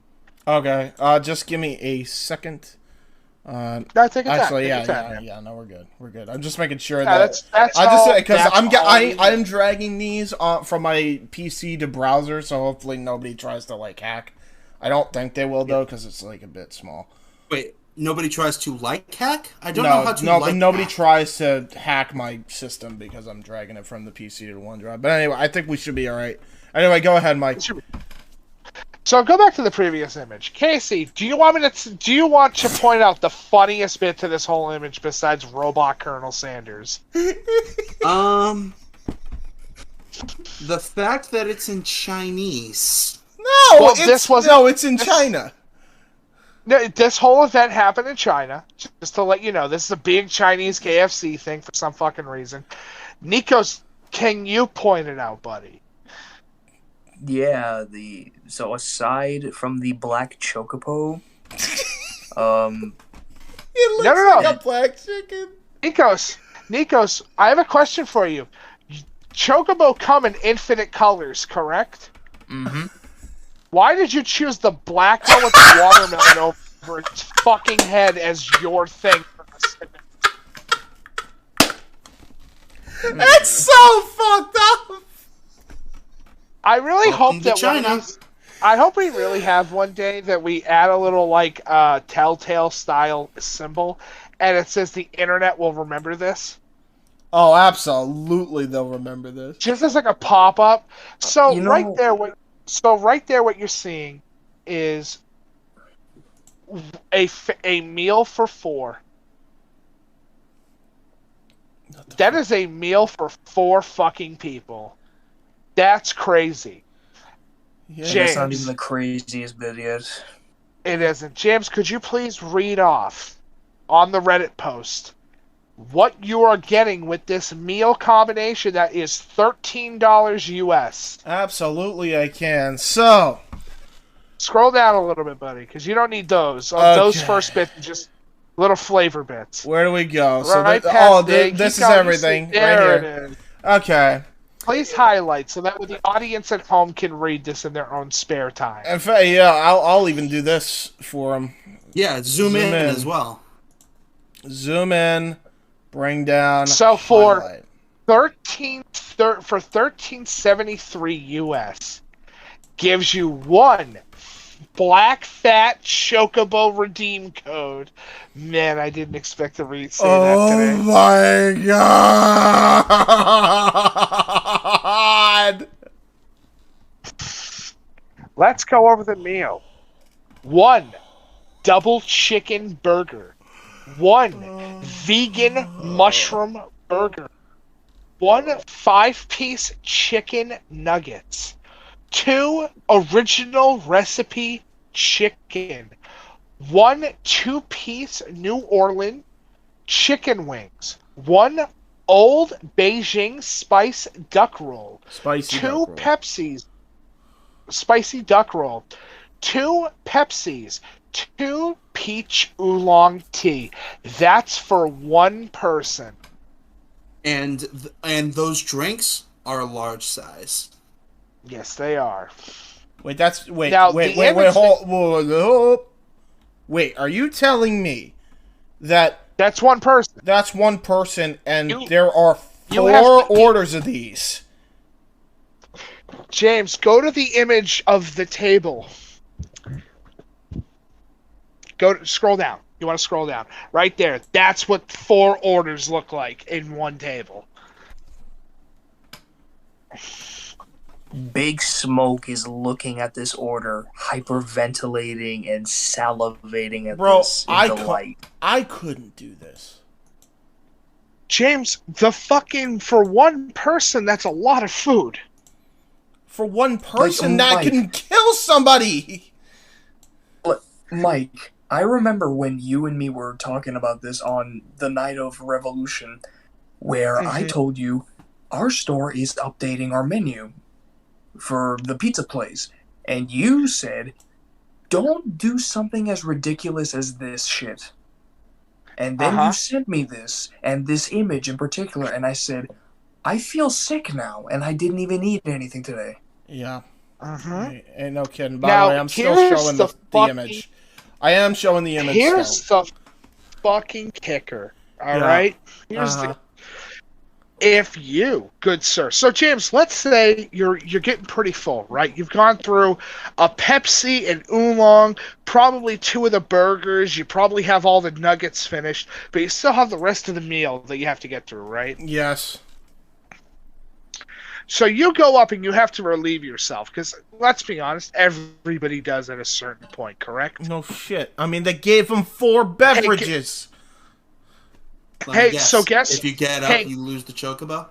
Nope, that's not it. No, no, Case. It's worse. Oh no, it's worse. No, Casey. It's worse, Casey. It's worse. It's not good. It's worse. So James, you just went to go get to go take a piss or go take a shit at this point, right? Yep.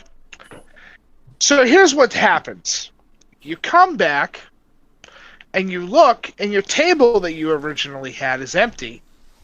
And you're like, that's crazy. Somebody must have eaten my food, right? And left.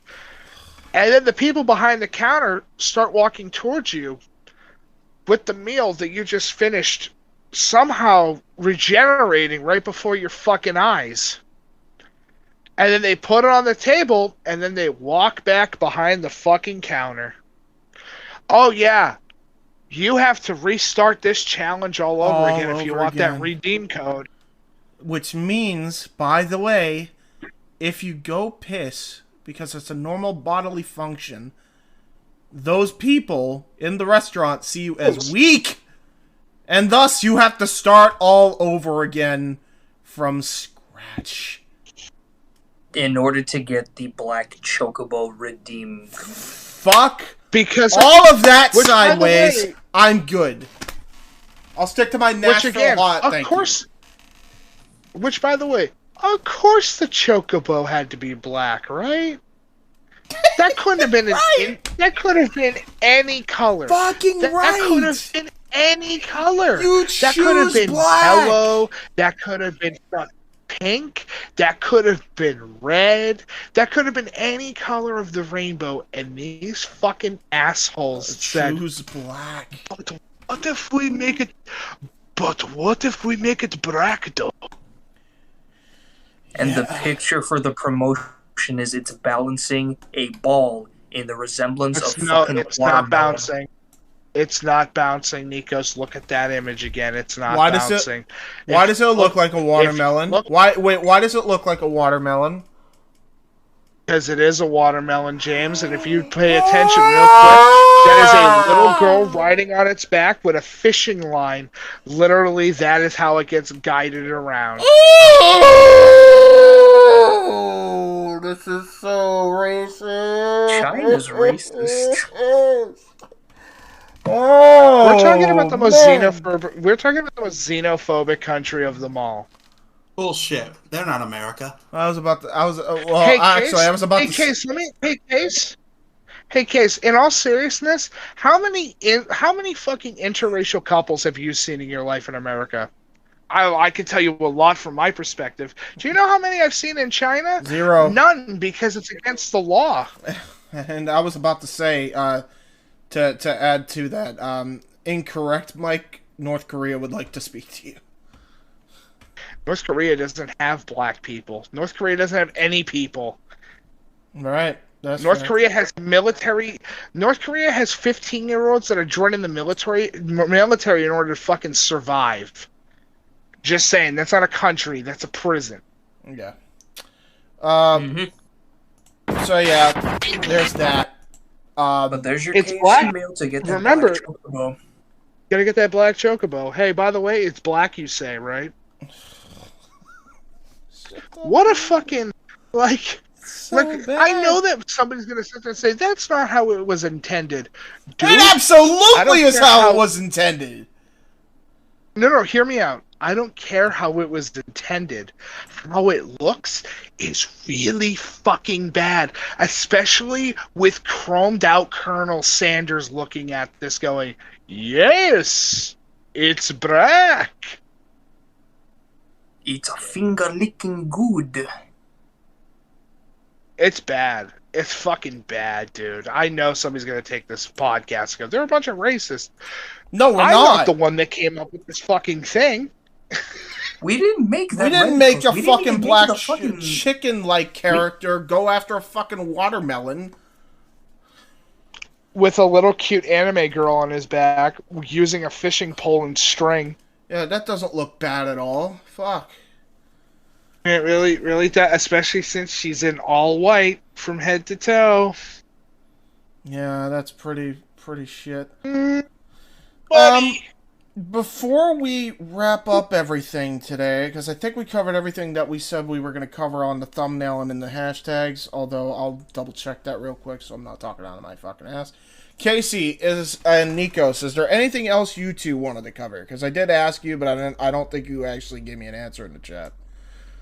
I think I'm all set, honestly. And Nikos, how about you? I saw on the title you mentioned Elden Ring. Did you guys talk about it when I was indisposed?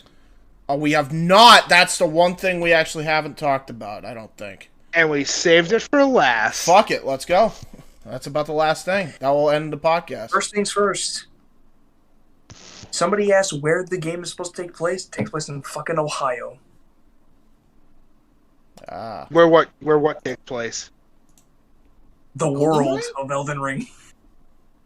It's supposed to resemble Ohio. What? Yeah, because it's made by George R.R. Martin. Okay. Alright, that makes sense. But in all seriousness, Elden Ring, the most anticipated game to come out of 2022 until God of War Ragnarok comes out, is taking the gaming world by storm with its unique style of how it evolves from the Dark Souls era of Demon Souls, going from point A to point B and deciding, let's make it open world. Man. Demon Souls. I was about to say. Right. Yeah. Demon Souls starts all this shit. I watched at least a good 25 minutes of this. I thought it was cool. Thought it was nice. Boss fights were interesting. But man, do I hate fucking gaming journalism, how they keep fucking writing, Elden Ring should have learned their mistakes from Dark Souls and put it in a difficulty moderate. Shut the fuck up and go back to playing your rated E games, you fucking dickheads. Yeah. This is not So for really- you, okay? That So is really not quick. what brought Elden Ring to the dance. So here's the thing. From Software is a franchise that asks the question, will a fan base play a game that gradually gets harder over time? But it seems that way, but it really isn't. The difficulty's been the same since the beginning of the game. Yep. It's just the more you get used to it, the more early enemy types feel super duper fucking easy. Yeah.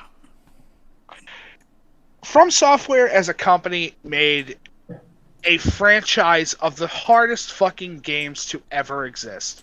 Not based upon, it's a glitchy mess and it constantly breaks, or the company said, fuck you.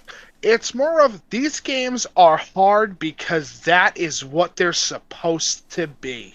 They were designed to be ball crushing. They took the Ninja Gaiden route. And even then, Ninja Gaiden gives you lives. This game gives you infinite fucking lives. And there really isn't that crazy of a punishment system. Thank God. But Elden Ring brought back my favorite fucking weapon from Dark Souls 2. Not the Moonlight Greatsword. That's back in, but that's a special that's from every software. That's in every FromSoft game. Is it the lightsabers? No, it's the Twin Blade, because now we get to make Darth Maul again. I was just about to bring that up. Yeah, you can make Darth Maul in this game. You can even make Guts in the game and give him the somewhat resemblance of the Berserker armor, which looks fucking better. Honestly. Hey, Nikos, you've been able to make Guts since Dark Souls 1. True, but the armor set that you'll find for your character, you'll just say, I never knew fur works so well with a character. Mm-hmm. Always remember, Artorias' existence, the main box art character for Dark Souls 2 when it comes to the Legendary Edition of the game, is literally fucking Guts. Mm-hmm. That is Guts in the Dark Souls universe. How cool is that character? That armor and play style is still an option now. That's how fucking cool Artorias is. Especially... man, don't mess with him. Hey, so you're gonna fight this guy who's considered the greatest knight of his era. Okay. Alright, so when you fight him, his arm is broken, and he's using his sword in his offhand. He also doesn't have a shield. Okay, and how bad is he? He's probably the hardest boss in the game. He is the hardest bone-crushing fucking boss in the entire game. Yeah, but he's crippled. That doesn't mean that he's broken. Mm-hmm. Elden Ring gave us horseback riding, a brand new magic system, a brand new combat system, fucking jumping, which is crazy to me. Yep. And a whole... Casey, there's a full-on jump mechanic in the game. So you can do platforming now. Yes. From Software has evolved as a company from making Demon Souls, Dark Souls 1, 2, Bloodborne, Dark Souls 3, fucking Sekiro, and now this. I'm going to tell you right now, Elden Ring is going to be the game of the year for 20. It is. And honestly, there are a lot of other candidates that might rival, but I will say Elden Ring will be like a close second. But it's there. Elden Ring currently is one of the most impressive looking games to ever come out from Software Studio. And yeah, George R.R. Martin fucking, I guess, did stuff with the story to some extent. But you can tell that it's the original story fucking creator for the first for Dark Souls, Demon Souls, Dark Souls 1, and Dark Souls 3. It's the same writer. And it shows because the world is so interesting. There's so much shit going on that you want to figure out what everything means. If you haven't played it yet, I would sit there and say buy it now.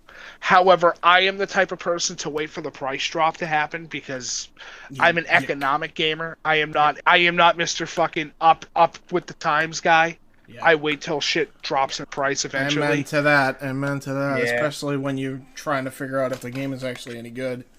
Speaking of which, you're talking about rivals. Gaming journalists will say it's bad. They'll say it's worse than Dark Souls because no difficulty you all modern. This is true with any form of entertainment, movies, wrestling, MMA, boxing, fucking gaming. Like, make your own conclusions. Don't go into something because somebody else said something was bad. Like I hope nobody does that with our shit. Like, if you can find some enjoyment, like for example with like 2K, more power fucking to you, right? Like, I don't care. But like, it's better to draw your own conclusions than to fucking listen to journalists. And we've never considered ourselves fucking journalists. We've considered ourselves a bunch of dorks who talk about this shit. We are individuals that try to give you as much information that we can in a very short period of time. But we attempt to get through all the stupid bullshit and get down to the actual crux of the issue as much as we can. Indeed. And before we head off, you were talking about competitors to this game, Nikos. Do you want to talk about the new God of War game at all?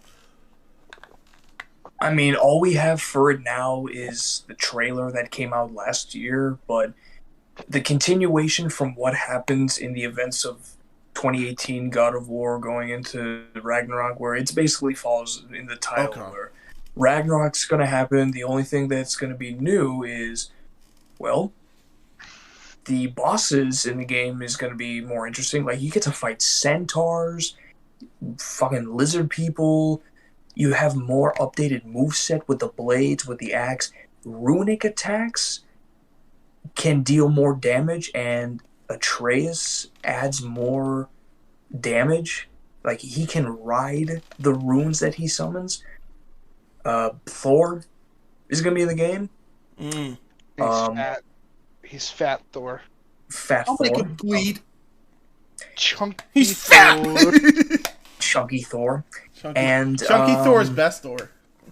Yeah, right? Yeah, also, the team up with Kratos and Tyr, the Norse god of war, will be fucking awesome. Okay.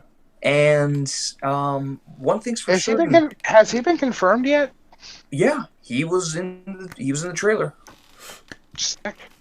But yeah, one thing's for certain. If there's going to be a third game, it's gonna. My predictions they're going to Egypt, because they've confirmed that Ragnarok will be the last Norse story of this reboot, and then they'll do some other mythology, and if there's a third one. But aside from Ragnarok, we're getting Wolverine, Spider-Man 2, Electric Boogaloo. No. Actually, no. James is right with the electric bit, because you get to play as not just Peter, but Miles as well. Yep, Miles and Peter against Kraven the Hunter and Venom. Specifically, Harry Osborn Venom. That's cool. Which, take my money, I am ready for this. Ready. I can't wait. I can't wait. Fucking kicker. I hope the ending is that he goes into the clock. He goes into a fucking church tower. The bell rings, and all of a sudden you just hear, Eddie. And one more game that I think will be the biggest competition among the other games. And Casey, Mike, you can agree with me. The KOTOR remake. Okay, so here's the thing with that, and I gotta talk about it real quick. It is not going to be a turn-based action game anymore. Oh. No, James, this is going to be crazy, because it's going to be the fucking FF7 style game now. FF7 remake. James, FF7 remake is my favorite game for the PlayStation fucking 4. Oh yeah, no, it's fucking great. And you're implementing that combat system into KOTOR? Yeah. Casey, get rid of magic. Here comes force powers. How the fuck is that gonna work? Actually, you know something too? Let's put a pin on that, because we got till next month. Let's save these topics for next month. A couple of reasons. One, I actually got to go on a live chat on Live Rounds. I'm actually on it right now. I didn't want to have to kind of interfere with Steven and Doug, but I had to because of the fucking technical issue before. And number two, I want to make sure, like, you know, we don't blow our load too early and then we have nothing to talk about next month that we haven't already covered here. So let's put a pin on that. Yeah. With that said, ladies and gentlemen, we covered everything that was in our YouTube tags, including God of War, which I honestly didn't know if we were going to get to, but I'm glad we were able to shoehorn that in there at the last minute. I hope you guys enjoyed the Indy Force relaunch. I hope you liked the live aesthetic of it. I hope we get a little bit more people. This is kind of a bit of a rush job because I didn't expect to come back on YouTube as quick as I did at all. Like, and to a lot of people, it was probably fucking eons. But I was like, you know what? Fuck it. If I'm gonna come back to YouTube, I'm gonna come back to YouTube. I'm not just gonna fucking talk about it. I'm just gonna do it. So here I am. We're coming back. We got other podcasts in the works right now. I'm working on watch-alongs for Immortal. Gold Rush is already up. Fantasy booking series on Owen's channel. Subscribe to everything in the umbrella of FTW Productions. That includes Wrestling Fortune 44 Inc., Owen the Talkinator Studios, if he ever fucking posts anything on that fucking channel. Simple Minute Studios, Noah Foster. Insanity Works Studios. Obviously here, Jay Hebert Studios, which hosts Open Mic Night as well. Check them out on Twitter at HellsWarrior25 and Lionheart Nikos, respectively. And last but certainly not least, if you liked what you saw here on this podcast, smash the like button and don't tell me about shitty YouTube ads, and let us know what the hell you want us to talk about next week. Leave a comment. If you want us to cover something, we'll legitimately cover it. And that goes to anybody that sees the end of this on the FTW Productions Discord as well. If there is something you want us to cover, let us know. And after you get done doing all that, go watch the Jeff Meacham Network. Absolutely. Go, yeah, and I'd be reminiscent if I didn't mention the Jeff Meacham Network. Go check out Jeff Meacham Network for his Open Mic Night. That's with the C, not the M-I-K-E. Check that out. Sounded like a fucking He's rapper. Kermit with the C. He's Kermit with the C. Oh, speaking of Kermit, Mike. He's Kermit with the C. He is fucking thick. But I'm fucking thick. You motherfuckers will not understand me. But yeah, definitely check out Jeff Meacham Network, and I will be on there, as I said in the beginning of the podcast. Will be commentating with Noah Foster. Maybe Casey joins us. I don't blame you if you don't want to. I'd love to get that trio going one of these days, though. Definitely I'll be on there with Noah Foster commentating WrestleMania on the Jeff Meacham Network. So go check that out. Give a follow to the Jeff Meacham. He'll be making his grand return then. And yeah, with that being said, I think that ends the podcast. And what do you mean 1 second? Next time on the Indy Force, we talk about the Batman and other video games. Yeah. Next time on the Indy Force, Nikos on Indy Force Z. Yes. Meacham, if you hear this, if you want me to do commentary, shoot me a fucking message over either Facebook or whatever. I'll eventually get it. I have no problem doing it. But if it's trash, I'm going to call it out as trash while I'm commentating it. I don't give a fuck. Say less, my G. I'll send this clip to him. Until then, we love it when a plan comes together. Bye! The preceding podcast was paid for by the Indy Force. Thank you for watching. Make sure you subscribe and turn that post notification bell on so you never miss a video from us.